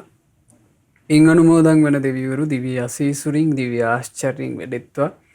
දෙවියන්ගේ රැකවරණය, ආශිර්වාදයේ උපකාරය අප සෑම සියලු දෙනාට දෙවියෝ නොඅඩුවම සලසා දෙත්වා. දෙවියෝද සංසාර දුකින් අත මිදෙත්වා. සාදු සාදු සාදු. රැස් කළා වූ සියලු පුණ්‍ය ධර්මයන් අපගේ ගුරු දේවෝත්තම කල්යාණ මිත්‍ර පරම පූජනීය පින්වත් ලොකු ස්වාමින් වහන්සේට අනුමෝදන් වෙත්වා. පින්වත් ලොකු ස්වාමින් වහන්සේ නිදුක්ව නිරෝගීව දීර්ඝායුෂ ලබත්වා. මේ ගෞතම බුදු සසුන තුළම උතුම් වූ චතුරාර්ය සත්‍ය ධර්මය පරිපූර්ණ වශයෙන්ම අවබෝධ කරගන්නට වාසනාව ලැබෙත්වා. සාදු සාදු සාදු. රැස් කළා වූ සියලුම පුණ්‍ය ධර්මයන් අද දවසේ යෝන් දහම් වැඩසටහන සඳහා දායකත්වයන් දරනු ලබන කොරියාවේ සේවයේ නියුතු පින්වත් WHA තරිඳු ගිම්හාන පුතණුවන්ගේ නමින් යන්තාක් මිය පරලෝ යන්ට යෙදුණු ඥාතීන් හිතමිත්‍රාදීන් වෙද්ද ඒ සෑම සියලු දෙනාට මේ සියලු පින් අනුමෝදන් වෙත්වා.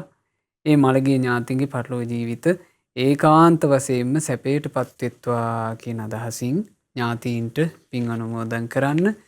ඒ වගේම කළුබෝවිටියන පදිංචි සුජීවත්ව සිටින පින්වත් WHA රංජිත් පියාණන්ටත්, MA කාන්ති මෑණියන්ටත්, WHA භවන්ති ශානිකා නැගණිය ඇතුළු ඒ පවුලේ සෑම සියලු දෙනාටත්, විශ්වනී නිහාරිකා ආර්යරත්න මහත්මිය ඇතුළු ඒ පවුලේ සෑම සියලු දෙනාටත් මේ සියලු පුණ්‍ය ධර්මයෝ එක ලෙසම අනුමෝදන් වෙත්වා. අනුමෝදන් වෙත්වා. අද දවසේ මේ උතුම් වැඩසටහන සඳහා දායකත්වයේ දරමින් ධර්ම දානමය පින්කම රැස් කරනු ලබන කොරියාවේ සේවයේ නියුතු පින්වත් WHA තරිඳු ගිම්හාන පුතණුවන් ඇතුළු ඒ සෑම සියලු දෙනාට මේ සියලු පින් අනුමෝදන්ව සියලු යහපත සැලසේවා. කරන කියන රැකී රක්ෂා ආදිය ਸਰව ප්‍රකාරයෙන්ම සාර්ථක වෙත්වා. නිදුක් නිරෝගී සුවය දීර්ඝායුෂ සම්පatti සැලසෙත්වා. මේ ගෞතම බුදු සසුන තුළ මේ මුණ ගැහුණු කල්යාණ මිත්‍ර ඇසුරේ තවදුරටත් සුවසේම පින් කරගෙන සුවසේම ධර්මයේ හැසිරලා ගෞතම සසුන තුළ චතුරාර්ය සත්‍ය ධර්මය අවබෝධ කරගන්නට වාසනාව ලැබෙත්වා කියලා අපි සෙත් ප්‍රාර්ථනා කරනවා. රැස් කළා වූ සියලුම පුණ්‍ය ධර්මයන් ශ්‍රද්ධා මාසික ධර්මදාන සමාජික සමාජිකාවන්ටත් ශ්‍රද්ධා කාර්ය මණ්ඩලයේ සෑම සියලු දෙනාටත් විශේෂයෙන් යොවුන් දහම් වැඩසටහනේ මෙහෙවීම් කටයුතු සිදු කරන අපේ පින්වත් නිවේදක මහත්මිය ඇතුළු සියලු දෙනාට සුපින්නත් ඔබ සෑම සියලු දෙනාට මේ සියලු පුණ්‍ය ධර්මයන් අනුමෝදන්ව නිදුක් නිරෝග සුව දීර්ඝායුෂ සැලසේවා. ගෞතම සාසනය තුල සුවසේම ධර්ම අවබෝධ කරන්ට වාසනාව ලැබේවා. හැම දිනාටම තෙරුවන් සරණයි. නමෝ බුද්ධාය. ඉතින් මේ ලෙසින් තමයි යෝන් දහම් වැඩසටහන අද දවසේ අපි නිමා කරන්න කාලය ලං වෙන්නේ. ඉතින් අපි පින්වත් ස්වාමින් වහන්සේට අපි පුණ්‍ය අනුමෝදනා කරමු. විශේෂයෙන්ම අද දවසේ බොහෝ දෙනෙක්ගේ ප්‍රශ්න වලටත් පිළිතුරු ලබා දුන්නා. ඒ වගේම බොහෝ කාරණාවන් පින්වත් ස්වාමින් වහන්සේ ප්‍රායෝගිකව අපි කොහොමද අපේ ජීවිතේ යහපත්ව පවත්වා ගන්නේ, ජීවිතේ අපි කොහොමද සසර ගමනේ කෙලවරක් දකින්නේ කියනා මේ කාරණාවන් පිළිබඳව එදා හොඳින් අපිට කියලා දුන්න ඉතින් ස්වාමීන් වහන්සේට අපි පුණ්‍ය අනුමෝදනා කරමු. අද දවස් මුළුල්ලේ අපි ශ්‍රද්ධා රූපවාහිනියෙන් ලක්පිර ගුවන්විදුලියෙන් යම් පිනක් රැස් කරගත්තාද උතුම් ධර්මයේ විකාශනය කරමින් ඒ වගේ මේ වැඩසටහනේ යම් පිනක් රැස් කරගත්තාද ඒ සියලු පුණ්‍ය ධර්මයන් පින්වත් ස්වාමීන් වහන්සේට අනුමෝදන් වෙත්වා. පින්වත් ස්වාමීන් වහන්සේ නිදුක් වෙත්වා, නිරෝගී වෙත්වා. මේ ගෞතම සම්බුදු සසුනේදීම උතුම් වූ චතුරාර්ය සත්‍ය ධර්මයේ සුවසේම අවබෝධ කරගන්නටම ඒ සියලු පුණ්‍ය ධර්මයන් හේතු වේවා, වාසනාව වේවා. සාදු සාදු සාදු. එදින අද දවසේදී යෝන් දහම් වැඩසටහන ඔබට ශ්‍රද්ධා රූපවාහිනියෙන් ඒ වගේම ලක්පිර ගුවන්විදුලියෙන් නරඹන්න ශ්‍රවණය කරන්න දායකත්වයන් එකතු කරනවා. කොරියාවේ සේවයෙන් යුතු පින්වත් WHA තරින්දු ගෙම්මහාන මහත්මයා ඉතින් එතුමන්වත් අපි විශේෂයෙන් මතක් කරනවා. ඒත් එක්කම ඉතින් ඔබටත් අපි ආරාධනා කරනවා ඉදිරි දවසක ඔබට පුළුවන් යෝන් දහම් වැඩසටහනට දායකත්වය ලබා දෙන්න. එහෙම නැත්නම් වෙනත් වැඩසටහනක දායකත්වය ලබා ගන්න. ඒ ගැන විස්තර දැනගන්න කතා කරන්න මේ අංකයට 071 232 88යි 87ට 071 232යි 88යි 87ට. එදින අද දවසේ රැස් කළා වූ පුණ්‍ය අනුභවයෙන් ඔබ හැමදෙනාටම ජීවිතයේ යහපත උදා වෙන්න කියලා ප්‍රාර්ථනා කරනවා. ඒත් එක්කම නැවතත් අපි ඔබට ආරාධනා කරනවා හෙට හවස 1ට ශ්‍රද්ධා රූපවාහිනිය ලක්පිර ගුවන්විදුලියේ ශ්‍රද්ධා රූපවාහිනිය Facebook පිටුව ශ්‍රද්ධා රූපවාහිනිය YouTube නාලිකාව www.shraddha.lk වෙබ් අඩවිය ඔස්සේ අපිත් එක්ක සම්බන්ධ වෙන්න හැමෝටම මේ පණිවිඩය කියන්න. අධ්‍යතන තාරුණ්‍යයට මෙහෙරි අරුතක් රැගෙන යෝන් දහම් සක්මන ඔබ වෙත ගෙනෙන්න අපි සියලු කටයුතු මේ වන විටත් සූදානම් කරනවා. අපේ නිෂ්පාදක කණ්ඩායම වෙනුවෙන් වෙහෙසෙනවා. එදින අපි ඔබට ආරාධනා කරනවා ඔබේ ජීවිතේ ටර්නින් පොයින්ට් එකක්, ජීවිතේ හැරවුම් ලක්ෂයක් බවට හෙට දවසපත් වෙනවා. ඔබ වැඩසටහන සමගින් මෙච්චර කාලයක් යොවුන් දහම් සක්මනට අවුරුදු ගාණක් තිස්සේ සම්බන්ධ වෙන්න අවස්ථාවක් නොලැබුණා නම් ඔබට හෙට දවස ඒ ජීවිතේ වෙනස් වෙන දවස බවට පත් කරගන්න කියලා අපි ඔබට ආරාධනා කරනවා. එමනම් රැඳෙන්න ශ්‍රද්ධා රූපවාහිනියේ ලක්පිර ගුවන්විදුලිය සමගින්ම ඒ භාග්‍යවතුන් වහන්සේට අපගේ নমස්කාරය වේවා. නමෝ බුද්ධාය. මෙවැනි වටිනා වීඩියෝ නැරඹීමට ශ්‍රද්ධා ඩේලි YouTube චැනලය සබස්ක්‍රයිබ් කරන්න.